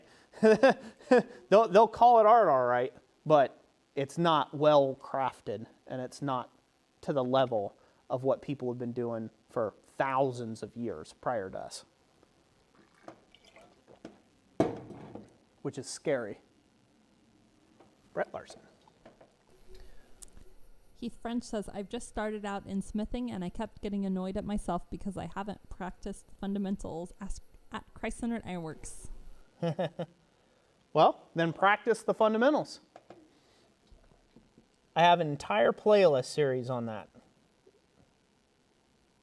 And it's worth it to watch and go through and practice and watch and go through and practice and just keep doing that. Add that as part of a routine. And no, I'm not just saying that because I want the views. I do appreciate those.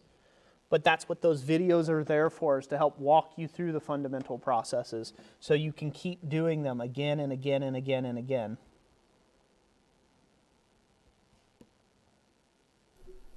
Redbeard's Forge says, LOL, I need to see a Forged in Fire episode where they go, okay, start forging skeleton roses now.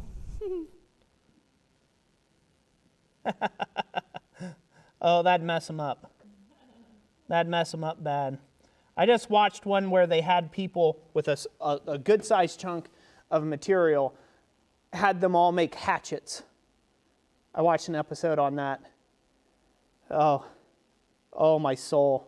My soul wept from the inside. It really did. From the inside out. It was hard. It was hard to watch.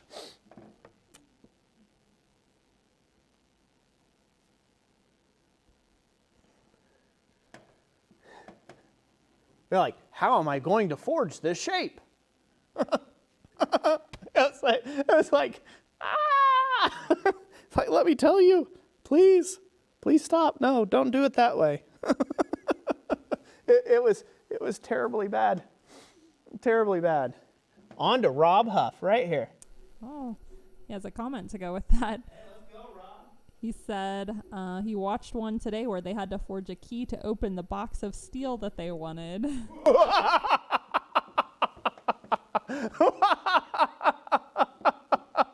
I want to see that episode. That ought to be great.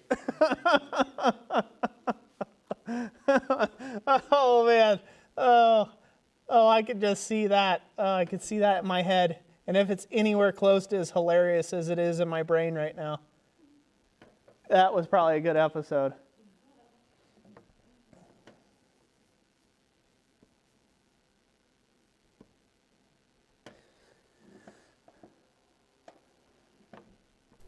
Gordon Farmer said, Roy, do you think a dumb guy like me who has little fundamental learning could do FIF?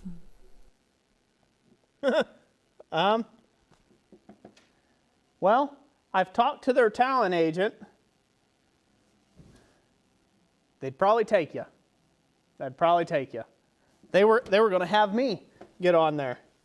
And I literally told them, I am the least likely person on the face of this earth to ever want to forge a blade. And she was like, oh, well, that just sounds great.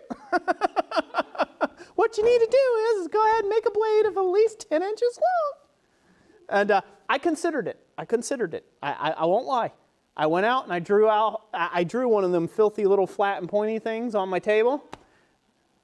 And I promptly wiped it off and I told Jessica, I ain't doing it. Nope, not interested.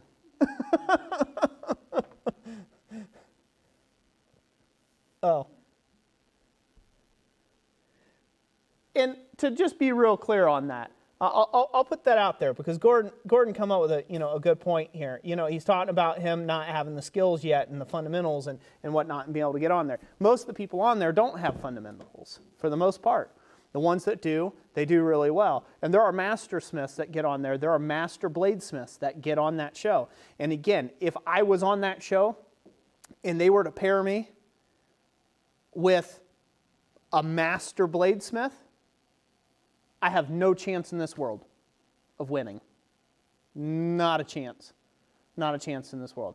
But if they pair me with the 80 percentile that 80, 90 percentile that they have on the show, yeah, I could probably smoke them all just for the time and the efficiency that I'm at the forge. There's areas that I suck. Fit and finish is one of my things where it's hard for me to slow down. I enjoy the forging process, but then fit and finish comes around and I'm like, I got something else I could be doing right now. So I'm going to walk. I'll leave this right here, clamped up in the vise, and I'll come back to that. So I am not built for knife work. It's hard enough for me to do lock work, let alone do knife work. So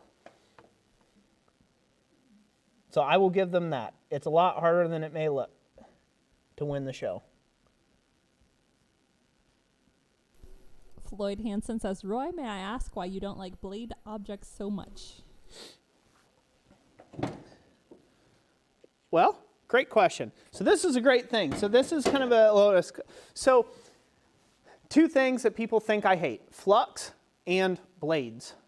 And why is that? I've gotten that rap because I've had a few skiffs and schisms with people about my own ironwork being validated by my techniques, right? And so by or someone else's techniques. And so that's kind of where I've put kind of my foot down. Like, I'm not interested in doing these. I've had people ask me 1,001 times, when am I going to forge some Damascus? I'm not interested. I'm an ornamental ironworker. My shop produces small sculptural and architectural iron. I do not produce blades. It's not my forte. And it's interesting, and until Forge and Fire came around, my biggest thing I would get is if I shoed horses. And I did the same thing. I said, no, I don't shoe horses, right? That was my whole thing. I was like, no, I don't shoe horses. Don't ask me again, because I'm going to tell you the same. And with YouTube, especially in the earlier days of YouTube, I kind of got that. I got that rap because I had several squabbles with people because they just constantly asked. And then they inferred that, oh, well, don't ask Roy because he doesn't like bladesmiths. No, didn't say that at all. In fact, I've got several friends in the craft that are bladesmiths. I employed a guy who is a bladesmith, a damn good bladesmith too. And again, I have nothing against bladesmiths, bladesmithing. Do whatever you like to do, for sure. But it's not my cup of tea. And so it's kind of having to overbalance, counterbalance, I guess you would say, right? Because people are so blade heavy, so flux heavy, that I have to make a statement in order for people to get the point. Because when you get asked for 5,000th time why you're not fluxing that, because they saw someone else who they admire and idolize use flux all the time and swear by it. It's because then I'll explain in detail and in depth why I don't use flux and how it's not always needed for a particular joint. They always skip over that last part where I start telling them where it is needed and when the best use case for flux is. It's out the window. I had that 12 seconds to capture their attention span, and it all hinged on Roy doesn't use flux. That's all that it comes up with. Yes, I use flux. Shocker. I do. I use flux, but very little flux and only for very specific use cases where I need it, where my skill in the forge is not good enough to cover all sins. So flux can help there. That's a whole nother rant there. But yeah, that's my thing. So I have nothing against any blade maker whatsoever. If you're a blade maker, you got interest in blades, do blades. The running gag on the channel is flux and blades, right? Just bring up blades to Roy, because I've made my intentions well known, and so now the running gag is, oh, yeah, Roy, we're going to get you to forge blades, Again, guys just being fantabulous like that. Good question. Aimless says, tell them to flux off. That would not go over well.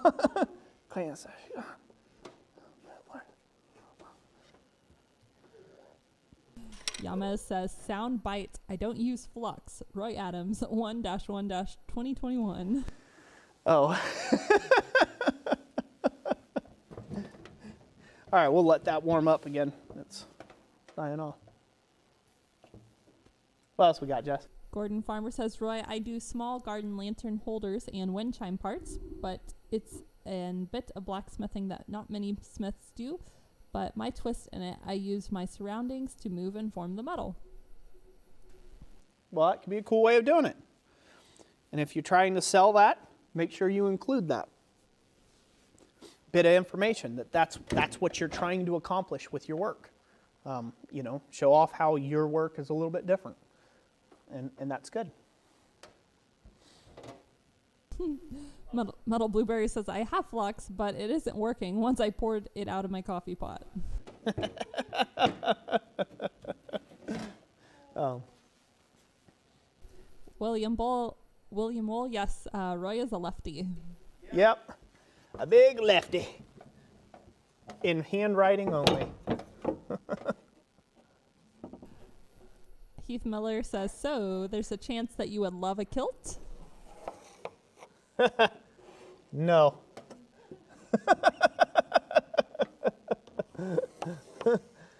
They invented pants for a reason. You hang out with a bunch of guys, a bunch of sweaty dudes on a hot summer day at a blacksmithing event, all wearing kilts, and you'll understand why they invented pants.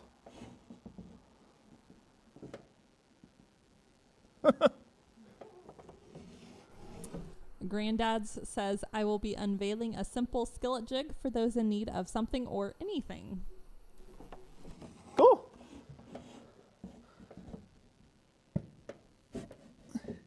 Also, I'm going to take a moment and mention something that I don't think gets enough love yet. I'm sure some people have heard about it. Maybe they haven't, but if y'all haven't met yet or known Alex from Valhalla Ironworks or Sam Towns, Bladesmith, you should check out their channels. And they do a really great podcast. I've been featured in one of their podcasts, and I've just recently have got Spotify on my phone, and so I've been listening to a lot of their podcasts out here. But it's called the Forgecast, and I'd like to recommend them to you. If you do listen to podcasts and things like that, I'm sure there's a bunch of people who are in this stream that probably listen to them. I don't know if Jessica are seeing people comment that way or not, but I'm sure there's people who are in the stream that listen to the Forgecast. But in today's episode, or in the episode that I listened to today, they're doing this this challenge, so to speak, this month. They try to do a monthly challenge, and the challenge that they're going for this month is brought on by Valhalla Ironworks, and it's around doing friction folders. And I thought about throwing my hat in the ring, but in a little different way than what is expected on a friction folder. No, it would not be a kniff. But I thought about doing that. But I'm like, you know what? That's a really cool concept that they're trying to build around a community that way, and shout out other people who participate in those things. So that might be something that you want to get into.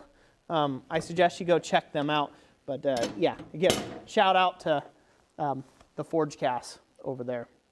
Again, not a sponsor, not a sponsor, but just really good chaps. And I haven't mentioned them in a long while in a video, and figured I better say it. So they're good guys, and right now they're currently both heavily into knife making. So for those knife makers of you, will probably enjoy that.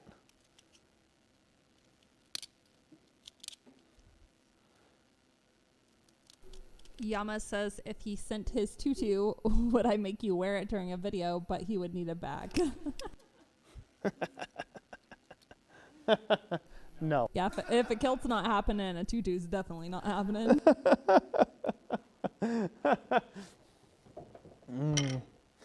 There's only so far I am willing to go. Aimless Adventure says, love to you all. Be well. I gotta go. I'm being drug out against my will this time. I just want to go to bed. Oh, that's all right. Thank you, Aimless, for being here. Thank you for being here. Be well. That is not the sound you want to hear. Gordon said earlier, don't kick the bucket, Roy. Let's try not to. Let's heat it up enough. Really, this isn't going too bad, but it's a slow process, the wood burning is. I'm trying to make sure I get everybody's names right because they're permanent. Yamaz is having to share his tutu story now because people's like, why does Yamaz have a tutu?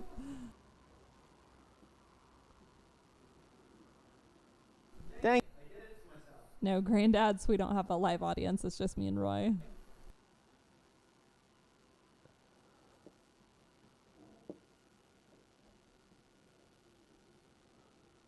Brett Larson said, the Forgecast is what introduced me to Roy and helped me with knowing what to look for starting out. Cool.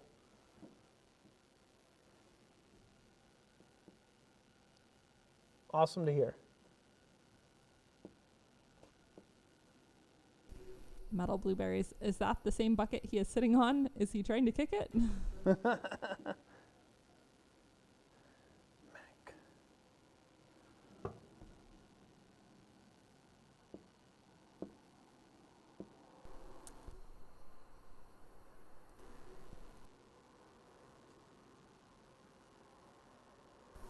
Josh Smith, Overall Forging, says, Roy, Jess, everyone else, I hope you have a good evening. I'm going to have to go too.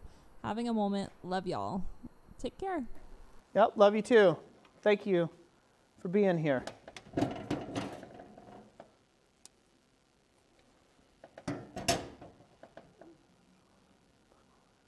Bill Troop. Ah, okay. That is the route. Yama says it is a remnant of his life in Key West. Tutu Tuesdays. Wear a tutu and get free drinks. I take it you really took them up on those.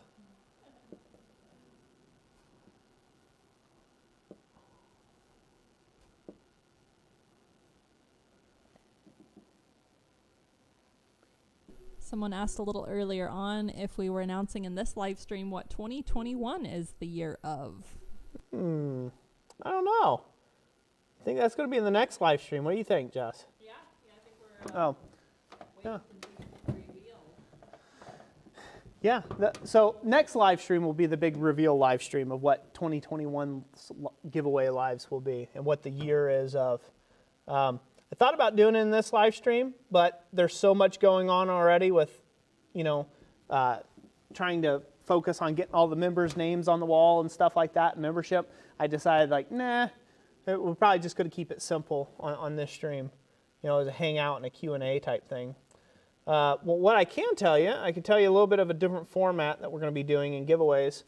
Hopefully I won't let it all out there. But one of the things that we are going to be changing for the live streams in 2021 is that we're only going to be doing one large giveaway live a month versus multiple giveaway lives. So there's two reasons for that and why Jessica and I have decided to do that. One is because we want to be able to condense. Part of the item that we're giving away is more expensive than the anvil. So it's a lot more expensive than what the anvil was, and so we need to kind of focus those funds to be able to afford that larger giveaway item. See, I'm holding it. I'm being sneaky. So that is that's one of the main reasons that we're doing it. That's not the main reason, but the main reason that we're doing it differently like that, where we're condensing it down to one big giveaway live about middle of the month. One of the biggest reasons is to help us with shipping. So by the time we get done promoting the lives, preparing for the lives, getting the giveaway items all together, getting it all figured out, how we're going to ship them and stuff, and by the time people get back with us with their addresses and whether they're out of country or they're in country or if they're underage and they got to get their adult supervision or stuff like that, it ends up dragging out for like a week, and it can be up to a week and a half before we have all of that information together for us to ship out items. And by that time, we're on to another live already, right? And so it's left this thing where it's just like us constantly having shipping days constantly, of whether it be giveaway items or our own ironwork or things like that. So what we're hoping to do instead is we will have, a nice forging stream.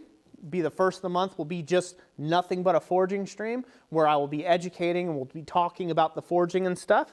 And then we will catch up at the giveaway live. That'll be kind of like our pitter pat stream where there'll be more talking than there is forging, just by the way of we'll be giving away a lot of things in that live. So hopefully that makes sense. It's not going to necessarily be less items. It's just going to be less stress on Jessica and I to constantly keep up the way that rolls off once we do that. Hopefully that's making sense. Is that making sense to you, Jess?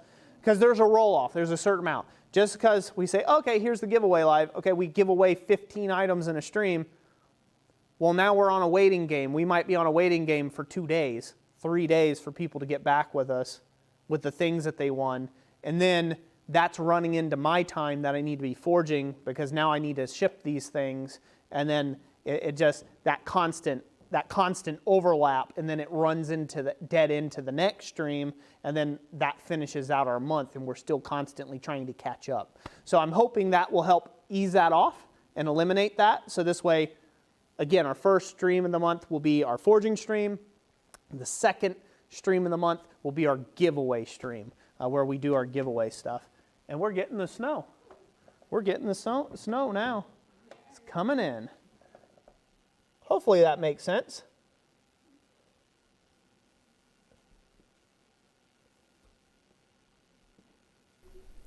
Heath Miller, thank you for the $10 super chat. He says, I do thank you guys for the awesome videos, giving a better base for getting into blacksmithing and not going to the dark side. Keep up the great work. Thank you very much, Heath. That was Heath Miller, right? Thank you very much.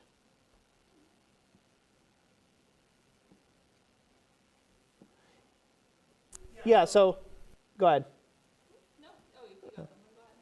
Yeah, so I want to put that out there because, again, we've received a lot. We've received a lot of love from our community and a lot of you members that are watching the stream and stuff. And I want to make it real clear that that money is still going exactly like I said it would. It's still going to purchase giveaway items. It's still going to help improve the channel in that way, and that's what we're sowing into, okay? So I just want to make that real clear that that is still the heart of it. That's still what we're doing.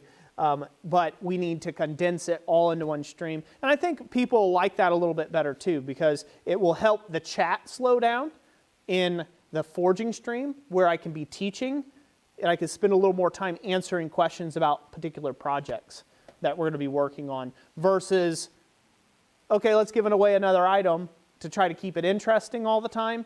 But that takes time. It takes drawing. There's time in that and stuff. So we're going to try that little change. We'll see how that works over a few months to begin with here. And yeah, go from there. What's people thinking, Jess? Does that sound okay to a lot of people? Or? Yeah. Gordon Farmer asked if it's still okay to send stuff for a giveaway. Great question. So yes, one thing that we are trying to really focus on this year, and this is something that I would really like everybody to focus on. If you're going to send us something, try to make it a tool that someone can use. That's my only requirement. I don't like looking a gift horse in the mouth. I don't like to say, hey, you can only spoil me this way. But that's kind of the heart of the giveaway stream. That's kind of what we're trying to do, is give somebody a tool that they can use. And because that is most beneficial to a lot of the beginners and the up-and-coming people on the channel. And I think that's what's been most valuable to a lot of people, is receiving tools that they can use in their shop. So if you've got something simple, a small punch you made, or something like that, that's tool-related, a scribe, whatever, like that can help out another smith, and sure, by all means, send it. That would be good.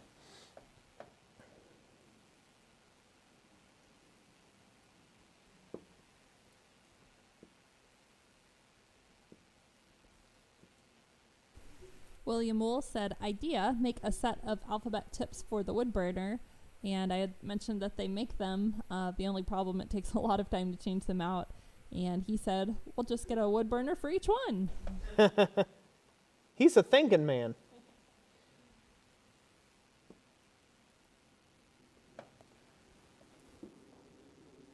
We're called Redbeard's Forge. Someone asked a little earlier, I didn't get around to asking their question, but either with coal forges or with propane forges, if you have to heat them up slowly in the wintertime. Great question. Coal forges, no. Most likely to light a coal forge, you're already going to be starting it with some newspaper or something like that, and it takes a while for it to really get good and hot. So for a coal forge with cast iron pots and stuff, there's not really heating it up slow. There's just putting fire in it and going. I've never taken any time to try to heat my forge, preheat anything in my shop.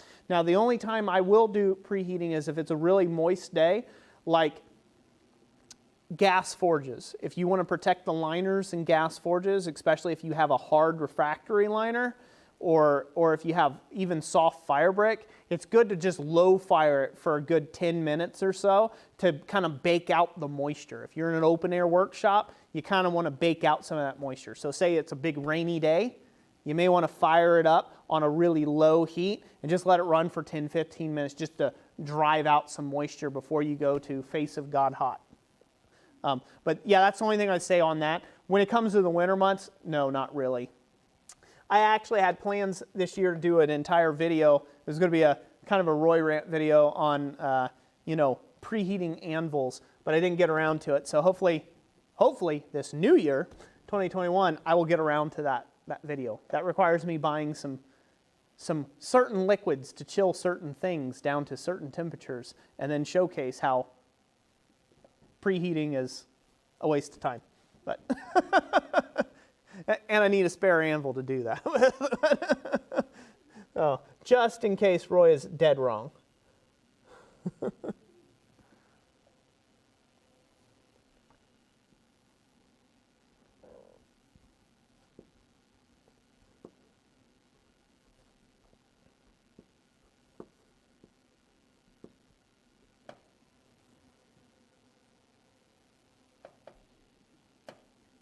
Got any questions? I'm looking. Gordon Farmer said, thanks for clarifying that. Wiley Rook says, guess I'll just have to find someone else stream to send knives to for a giveaway. Upside down smiley face. Well, those aren't knives. Those are woodworking tools. That could be helpful. So to be clear, okay, I'm not going to turn down anything anybody wants to send. If you send it out of the goodness of your heart, I will do my best to try to get it into the hands of somebody who wants that thing that you sent, right, from the goodness of your heart. The goal of the stream that I'm trying to push forward with is to, again, get good tools into blacksmiths' hands, beginner blacksmiths' hands, or people who can benefit from those tools. And that's been my heart with the stream. So I hope no one takes offense to that. If you were planning on sending something or whatever, I've been thankful, haven't I, Jess? We have been thankful for everything that has been sent to us, everything. So it's not about that at all. Again, to just be clear, I'm wanting to try to get tools into beginner smiths' hands. So if there's something you could use, or maybe you got a used tool that you're not using anymore, that can be a perfect item. You know, maybe you've upgraded a pair of tongs. That can be a perfect item to send to be given away to somebody else, right? That can use it. Again, think of us as kind of the hub. We're just kind of again, I'm the GUI center, right? The nougaty center. That's really what we are. We're just a transportation hub to be able to get that and connect with more people in that way.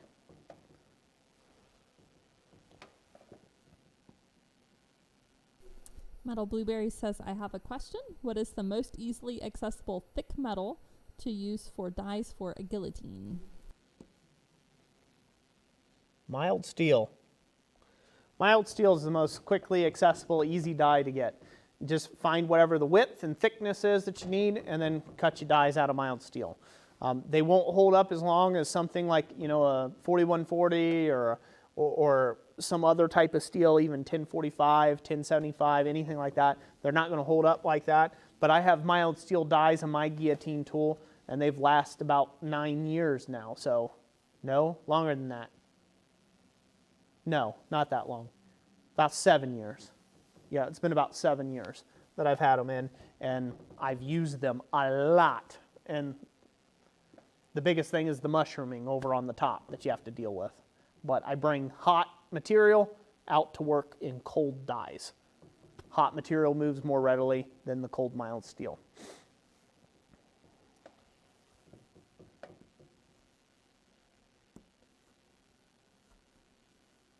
Hopefully I'm not making anybody seasick by being up here. I think you're all right. Wayne Hines said, I tried sending a few things and got an apology letter about my lost package from a carrier. Oh, that's a jerk move. I hate when they do that. Sorry, it's lost. It's like, great, well, that was not replaceable. Yeah, we had a nightmare shipping this year. I think everybody did, but this year, well, yeah, we had a nightmare on our hands. So the blanks sold really well, which super thankful for. Super thankful for everybody who bought some blanks from us this year. That really did fill in the gaps for us. So that was super appreciated and super thankful for that. But yeah, we ended up having to reshipping through UPS instead. What was it, about 15 different orders? Yeah. 15 orders. That's a lot of orders. And that was simply because USPS, everything was getting hung up in Detroit. So everything was hung up in Detroit. 14 days had went by. They hadn't moved from Detroit. And we had people were like, what's the deal with this? I guess it won't be here in time for Christmas. And it's like, oh my gosh, you're kidding me, right? And we went through, we had a few people kind of raise some kind of red flags like, hey, where's this thing? And so those people, we sent out replacement orders just right away through UPS. And yeah, then Jessica looked online and found out like 15 different items that we had shipped have been held up in Detroit and never made it to their destination for ever. And it was like, it was panic mode, wasn't it, Jess? It was panic mode literally, the week before Christmas there. It was just like, oh, Lord, we promised this for people to be able to get them and make them for gifts like the Christmas ornaments and stuff. And it's like, yeah. So then we shipped it UPS, and then UPS got it there, didn't it? UPS got it there before USPS got it there. And USPS was 14 days behind already, so. We'll go. Jesse Garza. Bar Run Forge says, do you ever struggle with what to make when you entered the shop?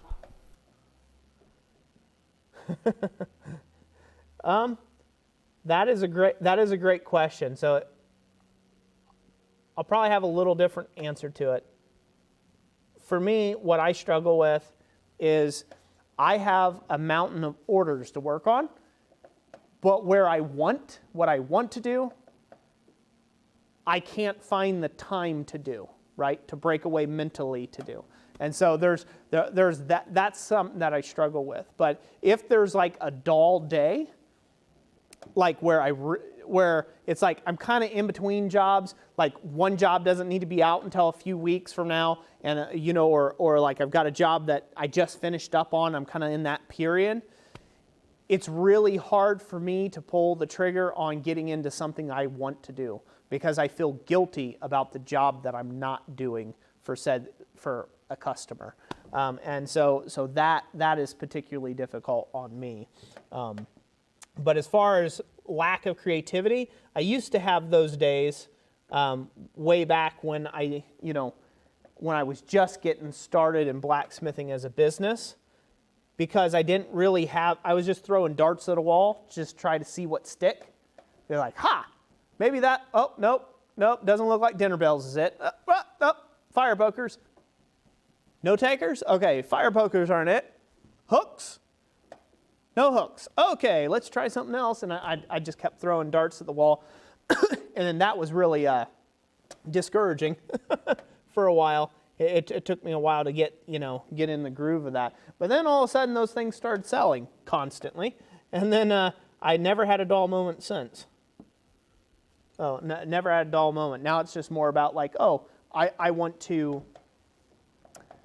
It's like I would like to do certain jobs, certain things that make me feel good on the inside as an artist, and I can't because I have work to do. That classic word, the work to do. I enjoy the work, but sometimes I want to do what Roy wants to do, and that's not necessarily paying. Metal Blueberries says, Jess needs to make a blacksmith spin wheel for Roy's to-do list. Like spin the wheel kind of thing.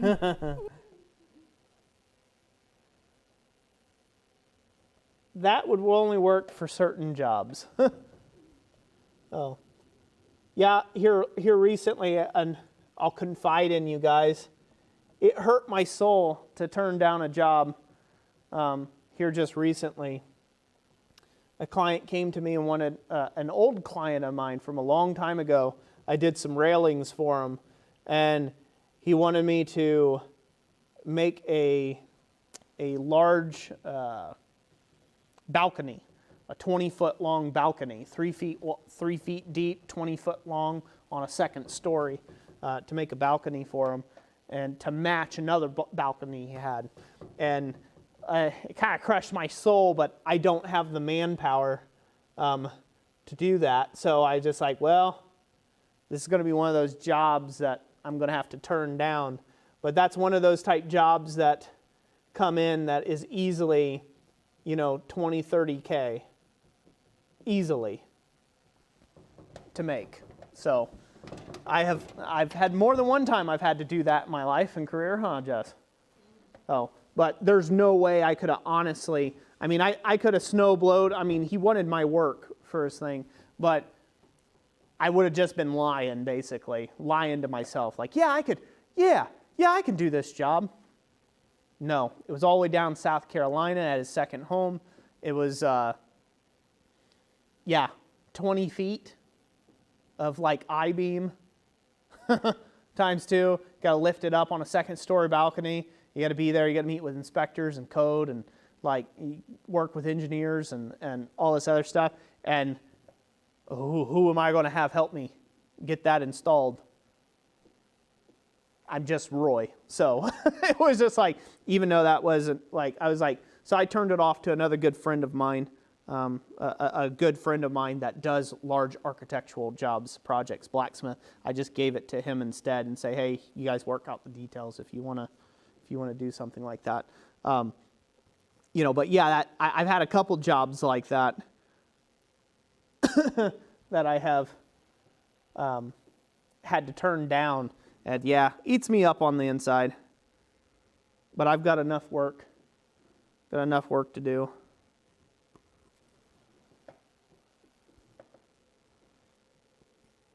I am coming through this list, Jess. We are getting there. We have a new member that is. It is. Yeah, definitely Ken Levy. You can see his name real good in the row previous to that. But the new member is Quisp Jr., who joined as a Bellows boy. Awesome. Hey, thank you so much. Thank you so much. If you're watching this and you want to become a member, don't be shy. Click the join button. Now, I'm not going to commit to if there's 50 more people add up tonight. I'm not committing to that. My feet are freezing right now. They like on this aluminum platform. Woo! They are cold. I'm trying to set them on the wooden beam over here, just under my feet, to get them to warm up a bit. But I will finish the names on the list. I will finish those, and then anybody else's names come in, I will continue to draw tomorrow. I will continue to add names. So until I have everybody promptly on this wall, and I will share a community post. So you can fact check my work. I'm pointing at people. That with a hot thing. Never more Ironworks. Woo! I'm going to have to write that in Braille, tiny. Coffee's Forge says he must have run out of spray cans. That would probably be easier. Never more? Yeah. Rebel says, giveaway or not, I will be here either way. I don't talk much, but I listen. Awesome. Well, glad to have you here. Glad to have you listening.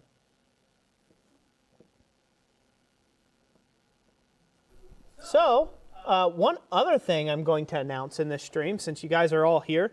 How many people we have, Jess? By the way, I'm just curious. I think we're around 60. Let me go take a peek. 55 currently. Mm-hmm. 5. Awesome. Glad to have you here. You all are the lucky few. You're getting to watch and listen and learn all sorts of good stuff of what's coming on. So I have a confession to make. This is Confessions with Roy time. So I am really horrible at getting jobs done, shelved jobs. Any jobs I have to set aside for a while, I'm horrible at getting back to them. And I'm learning that about myself as an artist. I get on to other things and I think, oh, well, I'll just knock out this simple thing and then I'll get back to it. And I'll just knock out the simple thing and I'll get back to it. And every day it's the same thing and then I feel horrible. And I get more and more depressed and angry at myself because I'm not getting back to that thing. That probably only takes me an hour to finish up. Or in certain cases, like I've got 2 clients that have been waiting for over a year for ironwork to be finished from me, and like that's inexcusable. Both of them require at least 50 to 70 more hours each of my time and labor to finish the jobs. So like I'm horrible about that. My point that I'm trying to come to here is the little hand filing vise that was started well over a year ago in streams. Like, I don't know what, year and a half, almost 2 years now? 2 years ago. Yeah, it was like started 2 years ago, and then I got off of it. Got to a side shelf project. And then we kind of picked up on it before the giveaway streams for Christmas and stuff. We picked up on it for a little bit. That job, I went ahead and just put it together because I just couldn't think of a way without dragging it out into like a 15-part series on YouTube or like in the live streams without doing it. And I have something else I wanted to do for January's live streams, the 2 live streams that are coming up this year. And it might roll into February's first live stream. We'll see how that goes. But should I announce it? I should announce it, yeah. So, I know you want to. Well, it's probably we'll do a verbal one. So basically, what I'm going to be building is I'm going to be building a sled, an old-fashioned sled, and that's what I want to get to forging. It's a larger piece. I think it's something that it's well within the wheelhouse of a lot of people, capabilities to be able to build, and so I just want to do that. I want to do that for my kids, anyhow. I have 3 kids. They're not getting any smaller. They're only getting older. So I wanted to do something for them. It's part of their Christmas gifts that Daddy didn't get to make yet. And so I wanted to get onto that and do that. So it is my goal that I will show a finished photo, and I will show it in the next live stream, hopefully, the finished filing vise. I will show the finished filing vise and the result. And I'll go over a little bit of kind of what I did to finish it up. Where we left off and what I did to finish it up. I am not good at a bunch of the little finicky work and trying to dictate to people exactly what I'm doing when I'm calculating everything in my brain, and I just need that quiet time to just finish and do my best that I can do at that moment in time. So anyways, so I apologize. That is my confession. I am horrible about that, and I'm just trying to keep it all together. But there are just certain things that it's like, okay, I have got to just stop with this because I've got other jobs that I need to focus on, and I just don't need to be spending a bunch of downtime not having this thing finished. So that's what I decided to do with that. I've got it mostly there. All I need to do is shape its figured maple handle to it, and then make a small washer, a little decorative spacer for it, and then that thing will be finished. So I'll have it finished up, and I'll do that in the stream. I'll show everybody the finished result in the next stream when we start our sled. Yeah, it's going to have a crossover from an old-fashioned sleigh, but in sled format for kids. So I think you guys will find that interesting. Do they think that's interesting? Wayne Hines says he just finished one of those old runner sleds and it was really fun. Cool. Leroy Pryor says the sled will be cool to make you sit. A sled will be cool to see you make, and yeah. Awesome. Also, we had Bar Run Forge join as a Bellows boy. Hey, Bar Run Forge. Thank you, Troy. Appreciate that. It's Troy, right? Yes. I'm just got to make sure. I know it's Troy and Eli. Yes. I'm getting better at names.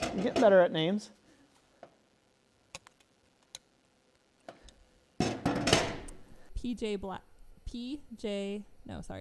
Jackson. What started your love for blacksmithing? The smell of the smoke. I've always been drawn to it ever since I was a little kid.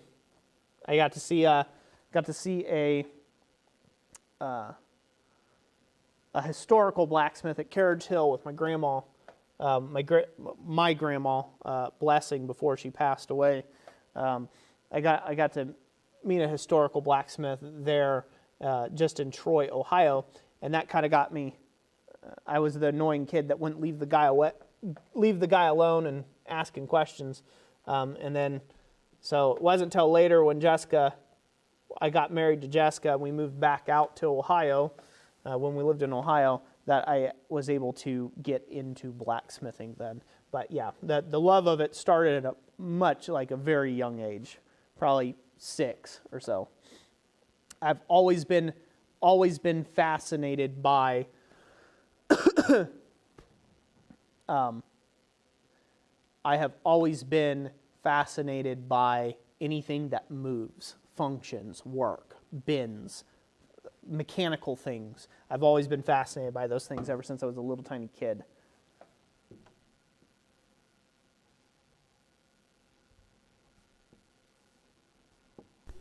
I did forget to give you a time update.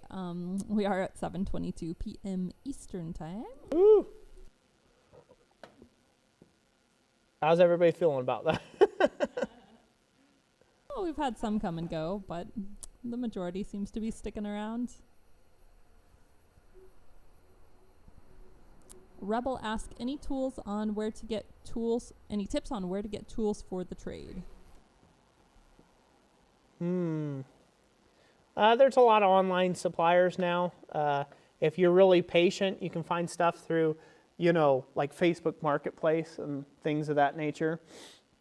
That would be my thing there. There's a lot of online merchants for them. Just type in Blacksmith tools, and about 1.5 billion ones will show up. Some in your local area and stuff.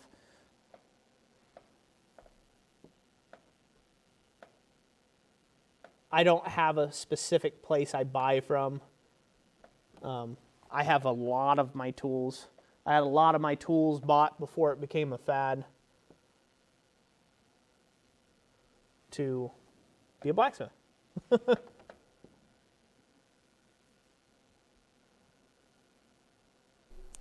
Metal Blueberry says it's too bad that some states have outlawed sledding, because a lot of kids have ended up in ER because of sledding. Huh, never heard of that. Well, halal's only as good as people who follow it. Oh, I would have never followed that as a kid. That's like trying to chase a squirrel with a monkey down a drainage pipe. That's never going to happen.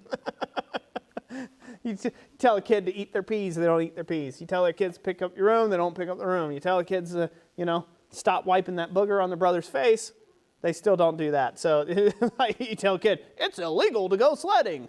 Yeah, okay. Yeah, okay. Book them, Dano. I guess they could stop selling sleds, but there's just nonsense laws like that. It's probably illegal somewhere in the world to fart on a Tuesday, but I guarantee you there's people who have flatulence on Tuesdays out there in that place. So that's crazy. Never heard of that before. Robert Whitney says, just got in. I hear you on those projects that seem to never get done. I have decided to try and see how many of these projects I can get done before spring, and then the workload changes. Yeah. Well, that's what I'm into right now. Yeah, it's actually prompted a few things. There's this thing that's been eating at me for the longest, a project I've been wanting to work on. It's a sculptural piece called Ancient Struggle. And it's been in my mind for gone at least 4 years now, and I would love to see it come to fruition. And the only way I do that is by taking a pay hit. That's about it. It's the only way I can do things like that is to take a pay hit. And so I have to be very tactful about when I do that.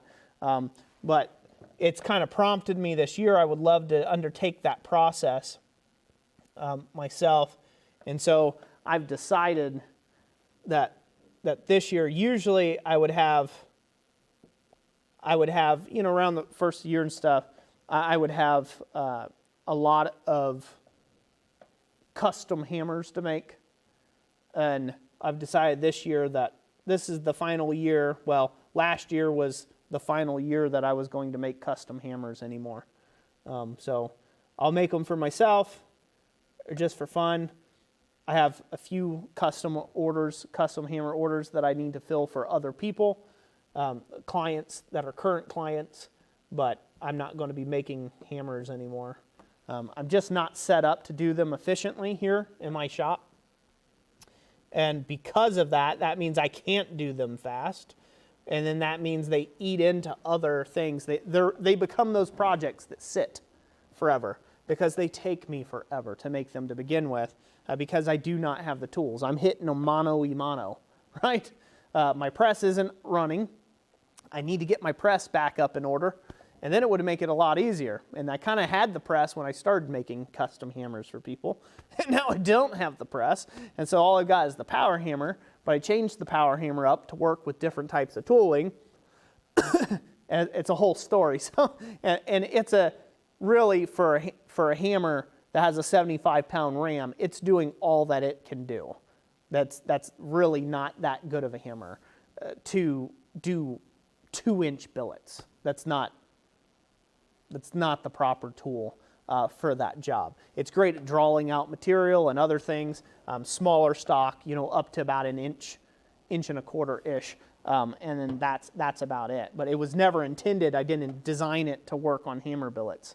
I made the press to do that, and then the press is down. And so now I'm back to doing custom hammer orders, all mano y mano, and I'm done with doing that. So yeah, so that's one of those things where I've got to call, because if I want to do the work that I really feel will be my masterpieces, or the things that will have a major impact just for them being the piece that they are, the only way I'm going to cut time with doing that is I've got to cut ties with stuff that soaks my time schedule so much to do things with.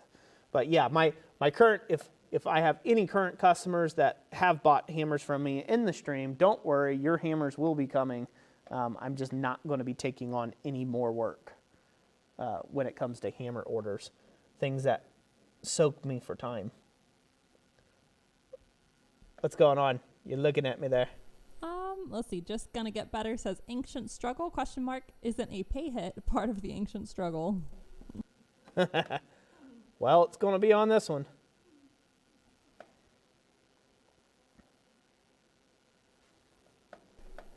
Arcs Random says I just finished putting all the rust neutralizer on my anvil. Thanks a lot.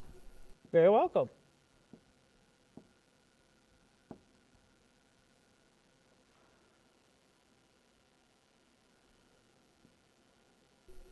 Wayne Hines says building big hammers by hand isn't cost effective, nor large axes. Yep. Well, a part of my, one of the things that I'll be doing in my lumberman series will be an axe, and it'll be all hand forged, and it'll be by me, and it'll be a fairly large axe. But it's for me. I don't want to make axes. I don't want to make axes for a living. It's not that I'm incapable. It's just not something that interests me on that scale, to scale up my tooling into production to make axes. And so I've gotten semi-comfortable with saying no to work I don't want to do.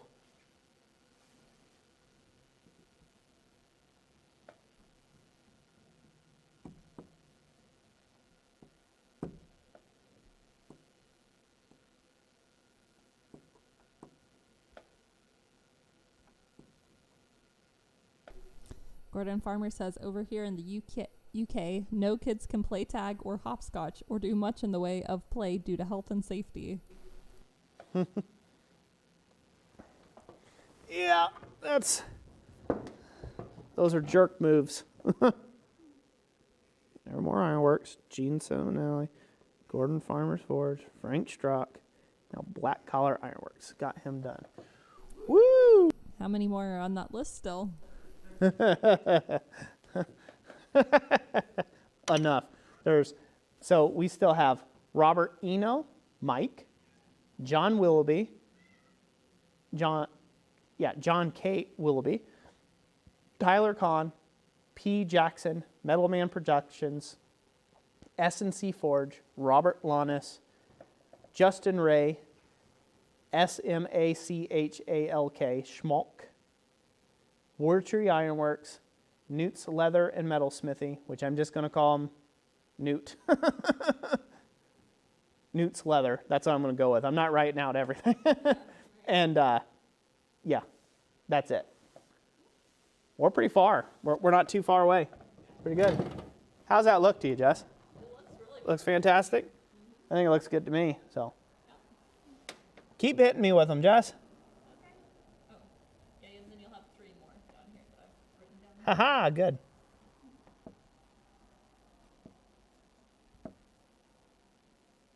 What we got?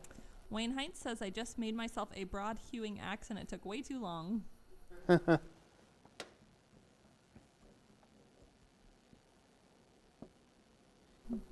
Metal Blueberry says, I want to build a fire-breathing metal dragon.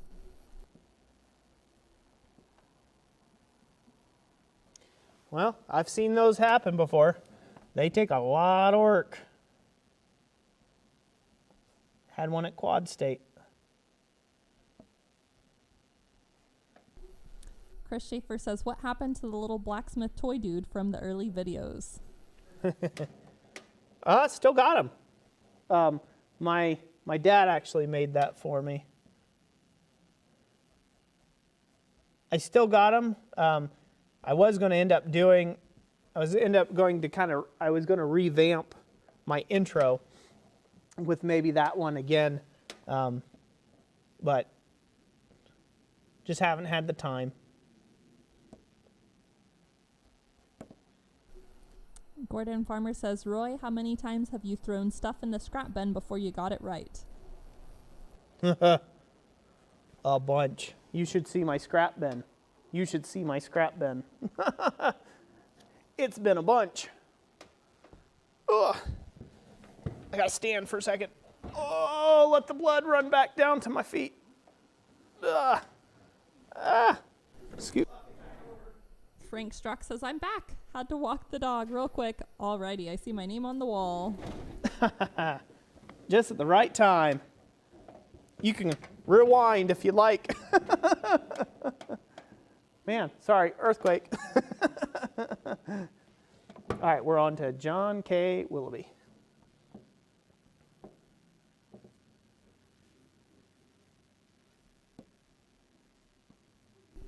Yep, Milk Dad wanted to say hi, and then after that, he promptly stuck his face like 6 inches away from the heater for about 30 seconds, and then he must have decided that was too hot, so he hopped off my lap.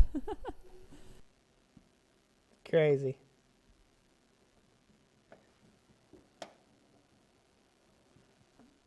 Metal Blueberries says, Roy won't be back until after February at this rate, LOL. That's funny. All right, I gotta let this pin heat up. Ken Levy says, I got some Aurora electric battery, of course, heated socks for Christmas. Great for working in an unheated shop. Yeah, it sounds pretty good. Just don't get your feet wet. Pretty good. Yeah, so on that note about, taking time out to do the things that I want to do and having to take kind of the pay hit on it and stuff like that. If you're doing this for a business, you'll find that you'll have to do this from time to time. It's just part of it. I've been doing it long enough to know that it's like, there's times where you have to change the directions and the paths that you're going, and it's kind of hard to let one thing go in order to move on to something else.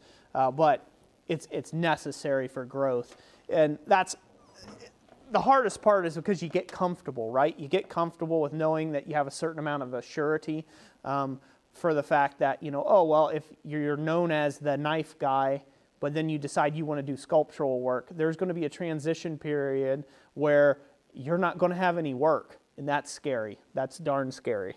But that may be the biggest change, the best change in your life, and you think, okay, hey, this is what I'm going to do for the rest of my life. Nah, not really. You're going to get into something else before you know it. You might do it for 3 or 4 years. Hell, you might be fascinated with it for 10 to 15. And then you're just like, I really just want to do something else. I really want to do something different. And you have to do that to continue to ignite that fire and that passion in your work and in your blacksmithing, in my opinion. There are some people that, again, where you see them at now and that you may admire them, they didn't start off there. Usually. A lot of the mastersmiths, great mastersmiths that I know of, they didn't, they've ended up where they're at and they're contented where they're at with the type of work they're doing, but they started somewhere completely differently. than where they're at now. It's been a process, a building process. And if they get to live long enough, I guarantee you, they will change again. They will change again. Life is all about change, and seasons of change. And it will continue. It will continue to go like that. I know it will be in my work. And so it's not something that I take lightly for sure, or should you take lightly, but it is a necessity. Sometimes, even in your regular day job, your regular career, you'll think, hey, I've got this great position. This is great. I'm gonna end up working here the rest of my life. And then you're laid off. And then you go back and you realize that, hey, you know what? You break that cycle. You know what? I don't actually like being at this day job. I'd rather work at Burger King or wherever, right? And you decide to do something different with your life. And to others, it may seem insane at the time, but it's necessary. It's a necessity to do so, to make that change.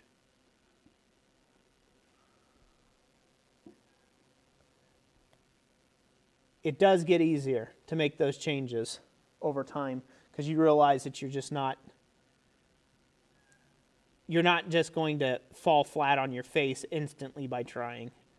You might have some belt tightening you have to do, but you can make a change or needed changes that you need to do in your life. What's going on, Jess? Metal Blueberry says Roy might need to call it a night before his toes are popsicles. Haha. Possibly. I am on a mission to get these names on this list done. And I'm getting there. I might need to take a break, though, here in just a second and let Jessica talk to you for a minute. Get down. Alice Harvey says the tree cabin hook blanks I won in the Christmas live stream came Wednesday. I am excited to work with them. Thank you so much, and Happy New Year's, everyone. Hey, that is awesome to hear. Congratulations on winning those, and I am glad you're excited about them. Happy New Year to you. Arcs Random says, haven't forged yet, but working on getting the elements right before I give it a shot. In fact, I'm working on refining my hammer as you stream. Awesome. Let us know how it goes. And continue to join. Continue to join us on Friday nights when we do these streams. Be glad to have you. It will be P. Jackson. Scott Moranto, thank you for joining us as a Bellows boy. Hey, right on. Thank you.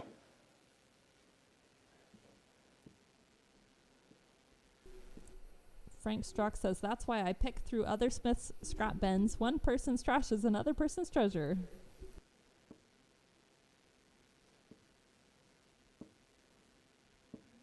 It can be.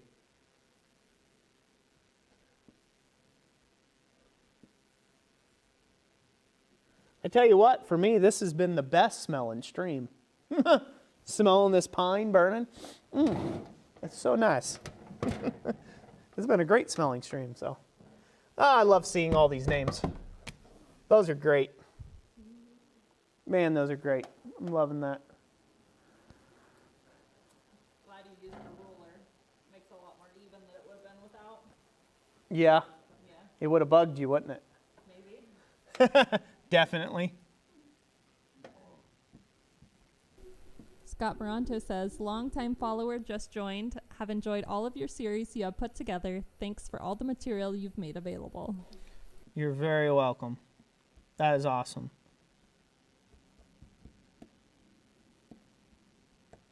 Thank you very much for joining.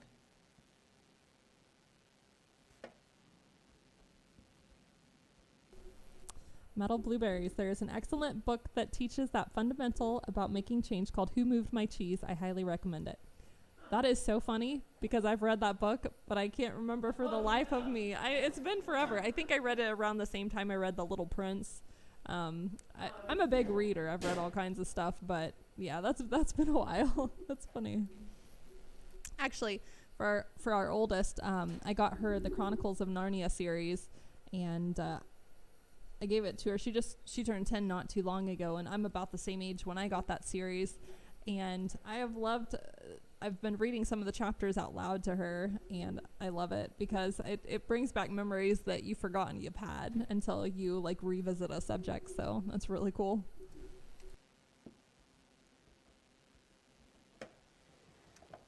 And we're getting there. Forge. Rebel says, you're right. I lost my welding job. The company shut down. Never thought I'd like fence work, but a small local company that I love working for is for even if it is less money. Yep. That's kind of one of those things that I think is a bit missing from our society as a whole. You know, we put a lot of pressure on kids these days and teenagers to come up with exactly the thing that they're going to do forever and to go to college for it and to get into deep, deep debt to do these things. And this is me sharing my opinion. Again, Roy's opinion on this. And there are certain jobs, you know, and we expect them to be in love and be completely impassioned by and enraptured by this thing that they're supposed to love for the rest of their lives, when we ourselves don't even love the things that we do for all of our lives. We don't. It's, you know, life is about change. So, you know, there are plenty of people who find that they just love walking dogs for a living. Like they open up their own little dog walking business and they just love it. They get to go out, they get to have, you know what I mean? They get to be outdoors. They love that sort of thing, but they got some college degree in engineering, you know, that they're still paying off and things like that. And I think like that's a great highlighter of that, to be truthful. That's why I'm using that as an example, is that life is never meant to stay the same. We're always meant to change. And people say, oh, people don't change. That's an ignorant statement.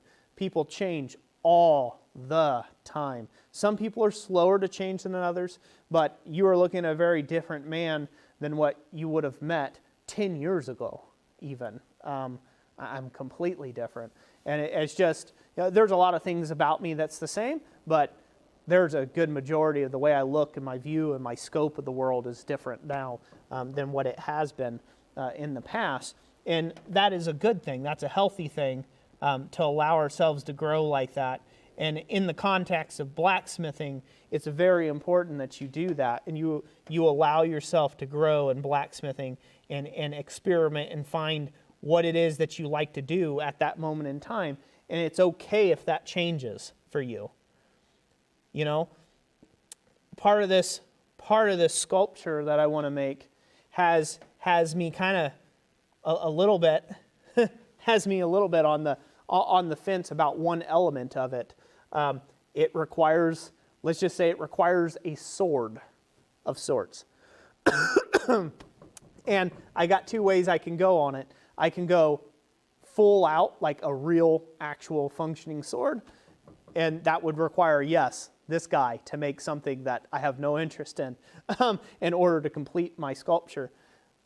Or it will require me working with somebody to make said thing, which then is it really my sculpture? Am I just trying to convey the point?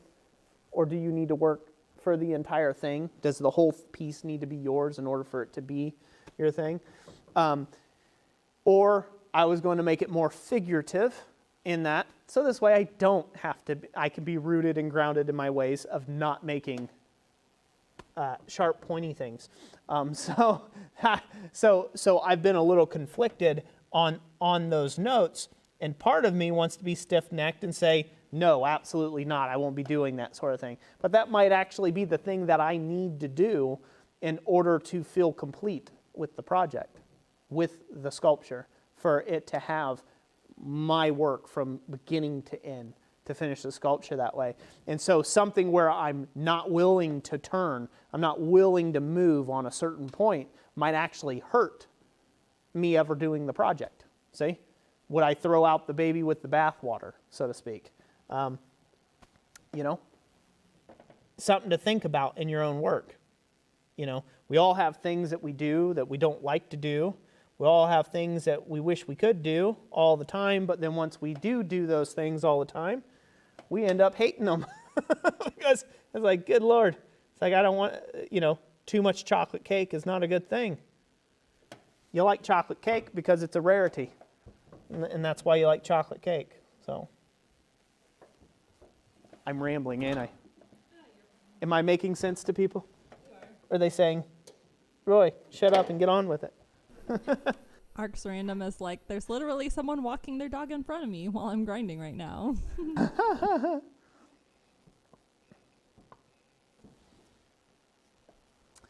All right. I have 4 more on this list. Just 4. I'm talking to her, but she's not looking up here. I have 4 more on this list. You'll have the next list? You have 4 more? All right. Well, I know I have 4 more. I have 3 spots here, so I need to draw some more lines. I do need to take a quick break and go check on something. So I will climb down and I'll let you talk. Hopefully I'm not ignoring anybody. Oh!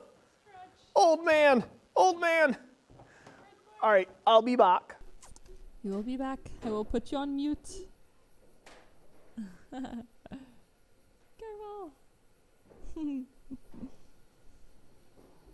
Wayne Heinz says, I find it sad that they make children think that it is shameful to work with their hands. Yeah, I actually have a friend, you're right, because that is a very common consensus nowadays. I have a friend who is complete opposite of that. She's got 2 kids, and I mean, she's told me before, she's like, more kids need to, more people need to grow up and work with their hands, and do that. Her husband is a lineman who works on the electric, really tall electrical poles and stuff like that. And she'll post pictures of him being up there and stuff. And, she's proud of him for doing it. And, and then her youngest, I think he's 5 or 6 now. But he rides dirt bikes and stuff like that. And so their family's really into that. And it's kind of interesting though. I mean, because that is countercultural in this day and time. Heath Miller, thank you for the coffee cup. I'll have to tell Roy about the super sticker. Frank Strock says people need to get a job in the trades. I never went to college, lucked into various semi-skilled jobs, and actually got a job in the forging industry, which I loved for 20 plus years until it went away. Cool. Yeah, there's a lot of stuff that you can get into without a formal college education. I graduated and had a scholarship right out of high school, but then moved to Ohio instead of Colorado where we were at. So I didn't end up going to college myself, but I did do some courses in writing children's literature. And I had some pieces published in articles and stuff like that. But yeah, that's kind of how Roy and I are about our kids. To one day, they don't necessarily need to go straight to college. If they're interested in something, they can try an internship or, at least even if it's being, something menial in a type of industry they're interested in, not the position that they would like to be in, but even if it's being the mail person, delivering the mail to the other coworkers or something, just to get your foot in started, because there is it's kind of, jobs are kind of romanticized in high school. Roy is kind of touching on this, you're getting into something that you really have no clue about, and you're committing 4 years of your life and thousands, if not hundreds of thousands of dollars to get that education. And then you get into it and you're like, oh, this wasn't what I wanted to do. Which I've had some friends that way, and even family members that, they they did it for a couple of years and they weren't very happy about it. So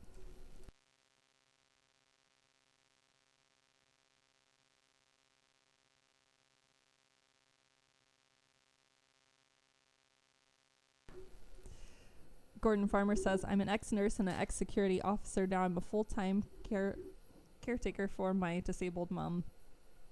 It's really interesting how skills you get along the way can be applicable in unusual ways. Like, for example, one of the things I wanted to go to college for was being a zookeeper. Another one was I was kind of all over the place. You know, I wasn't settled on something specific. I wanted to be a photographer, which I put to use now.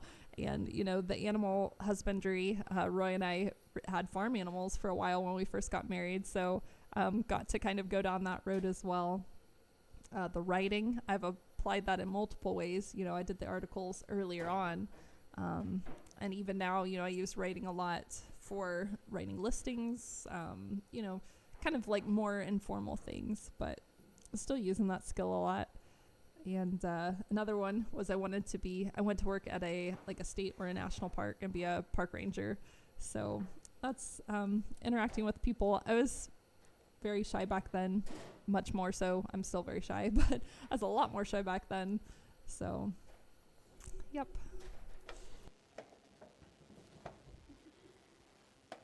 All right. Am I back live? You're back. Good, good. Jessica talking your all's ear off? Rob Huff says, Jess is still a zookeeper. Look at Roy in his natural habitat. I got you in your cage. Yes.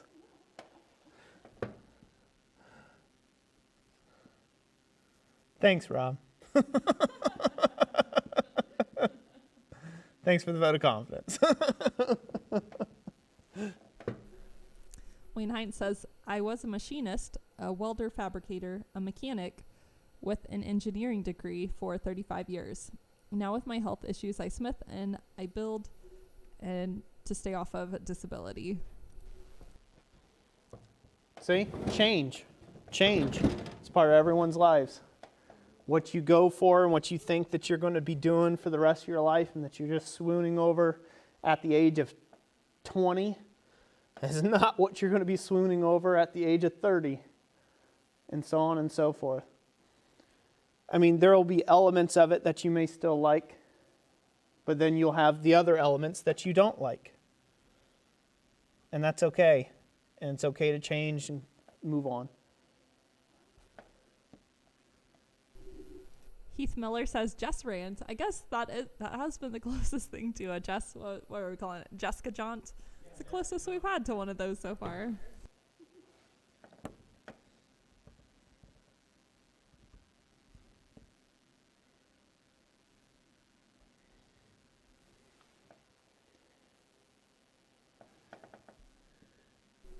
Metal Blueberry says, I have a lot of learned skills, mostly from on-the-job training. My bachelor is on business to get a higher job position in my last job field, though my body gave out on me too soon. That's sad. There's the other thing. Things that you think you're going to be doing for the rest of your life. Your body says, nuh-uh. No, you're not doing that thing that you thought you were going to do for the rest of your life. Like, oh, great. Thanks for the news flash. Right?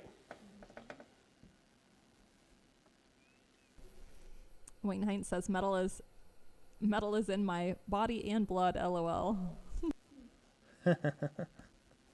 Literally.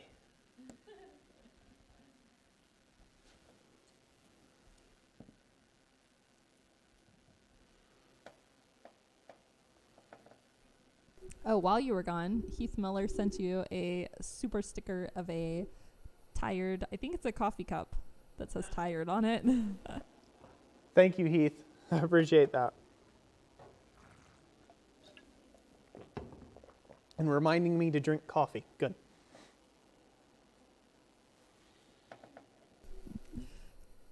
Down Under Farm and Forge says, good day all. Quick stop by in the morning. Good evening. Good evening.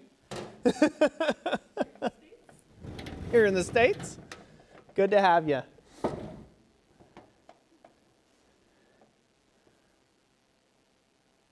Newt's Leather. We'll put Newt's Leather up here.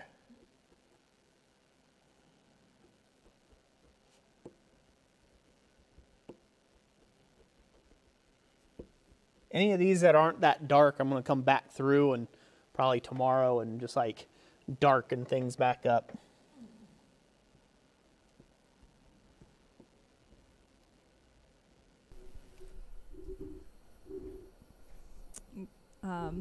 For a brief time, Roy worked security for a little bit. His mom had been in the security field, and so had some contacts where Roy could do some security work.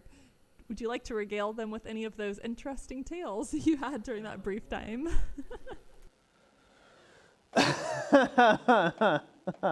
Well, mostly uneventful. But yeah, I don't get paid enough to do that. I don't get paid enough to do that. They wanted to play like cops, but then again, you know, if you ever did get into any real trouble, they hung you out to dry. So yeah, security companies are the most poorly time management run things ever, in my opinion. I've never, in all the years my mother pulled security, I've never seen her keep a security job for longer than a year just because of poor management. So yeah, that's all I'll say about that. And of course, there's the, you know, ladies of the night and certain dealers of certain substances that I can't say. If I do, YouTube will, this stream will get shut down. Things like that, you know, that you had to tell, like, hey, get off there. You can't do that at this property. And yeah, just having to face people like that, the less less scrupulous in society, and be armed with nothing but a cartoon badge and a good stern talking to was not my idea of a good time. Oh, I couldn't imagine what it's like to be a cop, and even there you got authority. Even there you have authority, but not to be a. And that only goes so far too. So I no way would I want that job ever again. I'm like, oh, it'll be great. All I gotta do is guard a junk lot. That's easy peasy. Well, yeah, that was the first job of the evening. And once you pull 3 shifts later, you know, you're at some abandoned place in a crack town somewhere. Oh man, I said it. We're gonna be demonetized for sure. Yeah, Cracklands town or something. Well, there went our monetization on this stream. Oh, but yeah, want to do, would not want. You couldn't pay me to do that job again. A Roy Blart, yeah, that's what it was like too. Roy Blart. What's the new names, Jess? Oh, yes. Do you want the papers? I am done writing all the ones I had on the paper. That's a lot of names, ain't it? Oh, you actually have a paper. Oh, I was getting ready to write them down. So, that's it? Yep. All right. All right. We'll be out of here by 9. Is this QWISPJR? QUISP,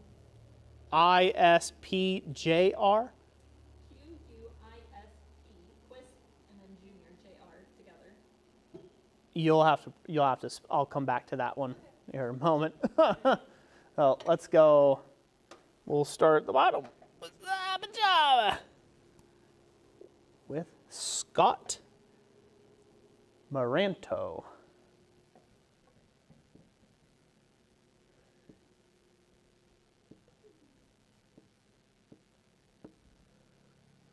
Scott, got that, and Maranto.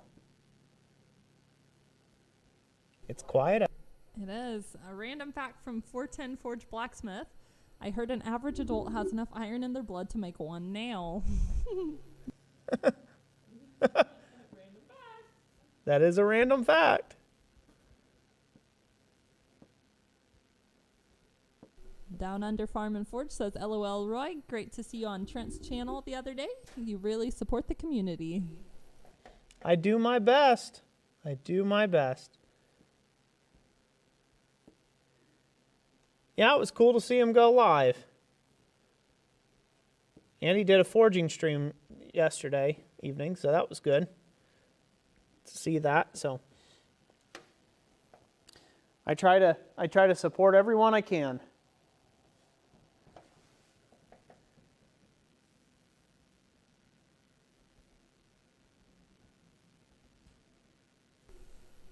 Rebel says, what is the first thing you sold blacksmithing? I know some of the first things you did was horseshoe nail hooks. I had gotten into doing some craft shows, I don't know, like at least, well, yeah, it would have been about a decade ago. I got us into doing some craft shows. I was selling fudges and candies and stuff, and I'm like, oh, you should make some stuff to sell too, Roy. And so he made up some horseshoe nail hooks and put some of them on a little heart-shaped wood plaque and as a key hook. And he also welded some horseshoes together to make a horseshoe-style coat rack. And he also did a horseshoe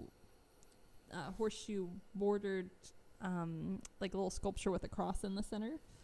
And then as far as eBay goes, I remember he also had forged some railroad spike tomahawks with a solid metal handle, and those had gone up on eBay. So yeah, that was kind of a sampling of some of his first things that he sold.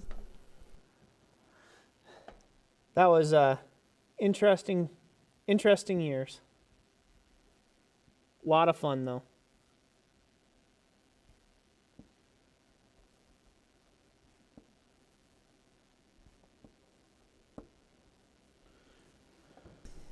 Yeah, it was that year we started doing craft shows. I mean, we got into doing them practically every weekend, but we also had a baby that was 6 to 8 months old at that time frame, so that just kind of became difficult to go around and do that. Either schedule grandma to watch or take the baby along, and she would scooch along under all the tables. And So that was interesting. It was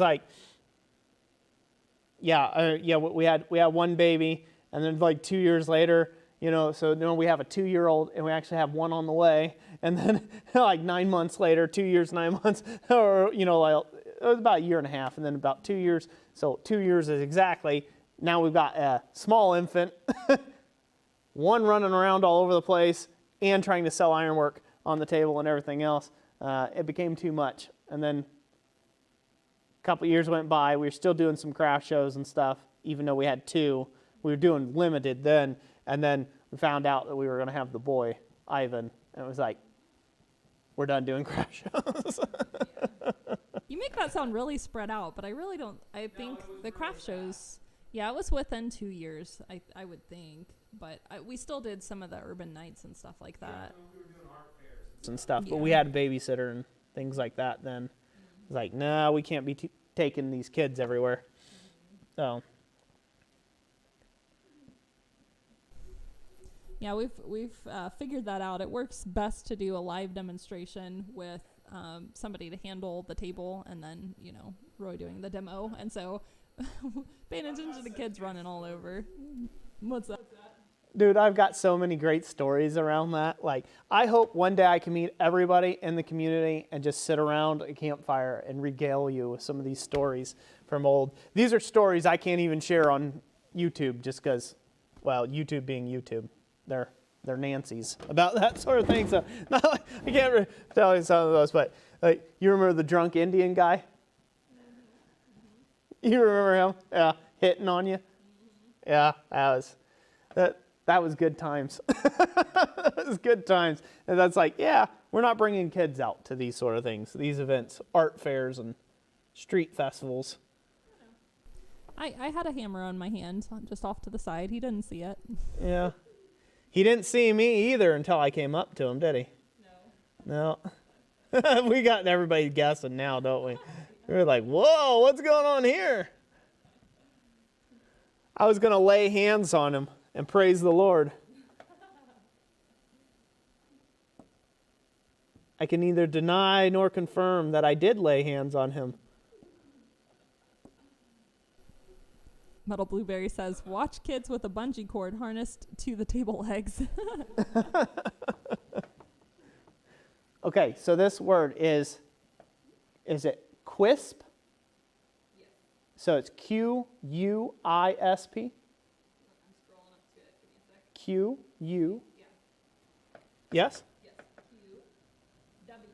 Sorry, it's a W, not for the Q. Okay. Q-W. W, right? ISP, right? Okay. And by the way, thank you everyone who's joined this stream, by the way. That is awesome. Thank you for everybody who's been supporting us on a regular basis. You all are awesome. I haven't said that enough this stream, I don't think. And it's Junior, JR, yeah?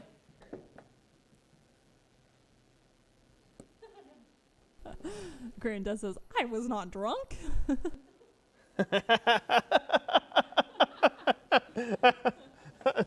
Oh, trust me, this dude was most definitely drunk. No. He And most definitely Indian as well. yeah, he was wobbling worse than one of them little Weeble Wobble toys. That Weeble Wobble and don't fall down. Yeah, except this guy was falling down. Oh, brother. All right, so we got Scott Moranto on there. We got Bar Run Forge. Thank you, Troy. And Levi. Eli, sorry. Leroy Pryor and Quisp Jr. Thank you all so much for joining. Thank you all so much. Every last one of you guys up here. Guys, gals, names. I'm super appreciative of it. I am. I'm super appreciative of it. And I hope my channel and I hope the content and what we've been building here for the last 4 years makes it worth it to you. It's worth it to me. It is. It's worth it to me. And I can't say that enough. I'm not going to say it too much, otherwise I'll get all teary-eyed and choked up. But again, it means a lot to me. So thank you all very much. This feels good to do this. This has been eating at me for a couple months too, since I announced that I was going to do this. It's just, yeah. Every time I looked at my wall, I'm like, I need to get those names on that wall. I need to find out how I'm going to do that, so this way I can share with everybody and honor everybody with doing so. Hopefully they can see that okay. It's kind of shadowed over here. Is it too shadowed for them to see clear? Well, I mean, it's a little hard To fall off? It's No. not the shadow necessarily. Yeah. Yeah, so that is great. That is, again, we got Stephen Watkins, Brute Lemon, Dana Maggiore, Island Metal Forge, Gary Brown, Clam Smasher, Brett Larson, Metal Man Productions, S&C Forge, Newt's Leathersmithy, Chris Rich, Graham Pepper, Chris Schaefer, Heath Miller, Wiley Rook Bladeworks, Todd Good, Rob Huff, P. Jackson, Robert Launis, Scott Moranto, Wonderboy Projects, Chris Villa, Bryson Alden, Rick Kirby, Michael Hunt, Toby Joe 57, Drayson's Forge, Tyler Kahn, Justin Ray, Bar Run Forge, Charles Makowick, I think is how you pronounce it, Bill Troop, Jim Patterson, Redbeard's Forge, Robert Shell, Keith Whatever, Jesse Garza, John K. Willoughby, Schmalk, Leroy Pryor, Ken Levy, Nevermore Ironworks, Gene Simonelli, Gordon Farmer's Forge, Frank Strock, Black Collar Ironworks, Robert Eno, Mike, Wartree Ironworks, and Quisp Jr. That is awesome. That fills that space nicely. Super, super stoked and excited. I hope this is, I just hope for not only just the sake of the channel, but just for the sake of being able to fill out this wall someday. I think that would be really cool, wouldn't it? We'll fill out this entire wall. Yeah. Would that be neat? Yeah. Which is names. Like names. Yeah, that'd be cool. That'd be cool. I was thinking about making like people who visit my forge. A lot of smiths have like nail trees or something where they forged something and did something. I'm thinking about possibly doing maybe another wall in my shop and dedicating it to people who show up, people who come out to the forge and actually either take a class with me or stop by or something like that, and adding a wall where they can scribble their name down or a message or something in the shop to say, hey, so-and-so was here. Make them use the wood burner. Yeah, make them use the wood burner, yeah. Yeah. 50 names. Oh, you counted. It says 50 names. There's 50 names up there, yeah? It feels like it. Yeah, that's 5 groups of 10. Yeah, that's right. Is it? Uh-huh. Cool. Yeah. He's right. It actually worked out like that. I did not plan that at all. Got it done in roughly 4 hours? yeah. Our live stream's been going 3 hours and 11 minutes. Woo! Man, this was a long one. I'm sorry for everybody who has to watch this. Anybody who watched this on the replay or who is watching it currently and didn't anticipate having to spend this long to watch your name get up on the wall. Yeah, it means a lot to me though. Thank you. Thank you. Thank you. Thank you. 50 times thank you. Yep. Super excited about that. Super thankful. And yeah, it's going to be a good year. It's going to be a good year full of projects that we're going to get into. Just to go back over it again, yeah, it's not going to be just plasma cut blanks. I've got a lot of projects in the till that I plan on working on and adding a lot more content that I hope everybody's going to find valuable.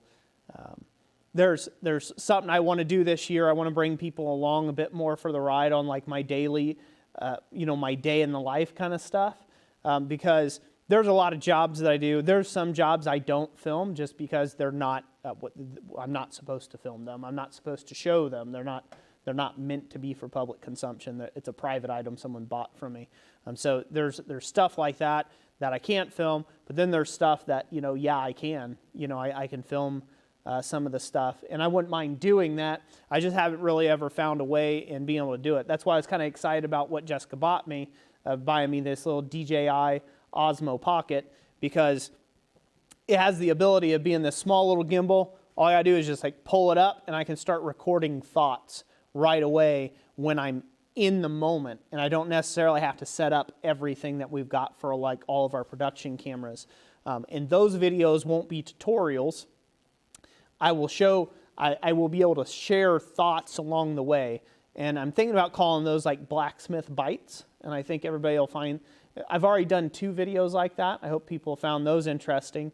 I want to do more with that, so this way I can share in-the-moment thoughts on things I'm working, and then I can just get back to work and get it done. And there's going to be jobs like that. There's going to be plenty of content in 2021 here that will be tutorial based, that won't be blanks. There'll be a ton of blank tutorials as well. Yeah, there's going to just be a whole lot going on in 2021. I'm going to be teaching essentially 3 times, I believe, down in Goshen, Ohio. I'll be doing that. And then I'll also have my conference I'll be demonstrating at, hopefully. Hopefully it won't get canceled again. Let's see. We'll see how that goes. But I'll have some videos around that as well, because I'm doing a French Baroque sign bracket. So it's going to have a lot of tooling associated with it, and it's going to have a lot of unique ironwork that's usually not done nowadays. So the only people I've been finding that does any work close to where I'm going with my own ironwork has been all over in the Ukraine and Russia and that sort of thing. So, so I follow a lot of Ukrainian and Russian smiths over on Instagram, and yeah, I get inspired by their work. Some of it's kind of crude because they're doing it from a production standpoint, but yeah, that's kind of, I get inspired to do stuff like that. So there will be some videos around that kind of ironwork on the channel coming soon. So hopefully everybody will like that. It's going to be one heck of a ride in 2021. We'll see what we get up to. The giveaway item this year, I think everyone's going to like. I am going to do my best to commit to it for all of 2021. So that's my goal, just like the anvil. I hope to continue to do that every year. And hopefully this one's just a bit of a, well, I would count it as a major upgrade to the anvil.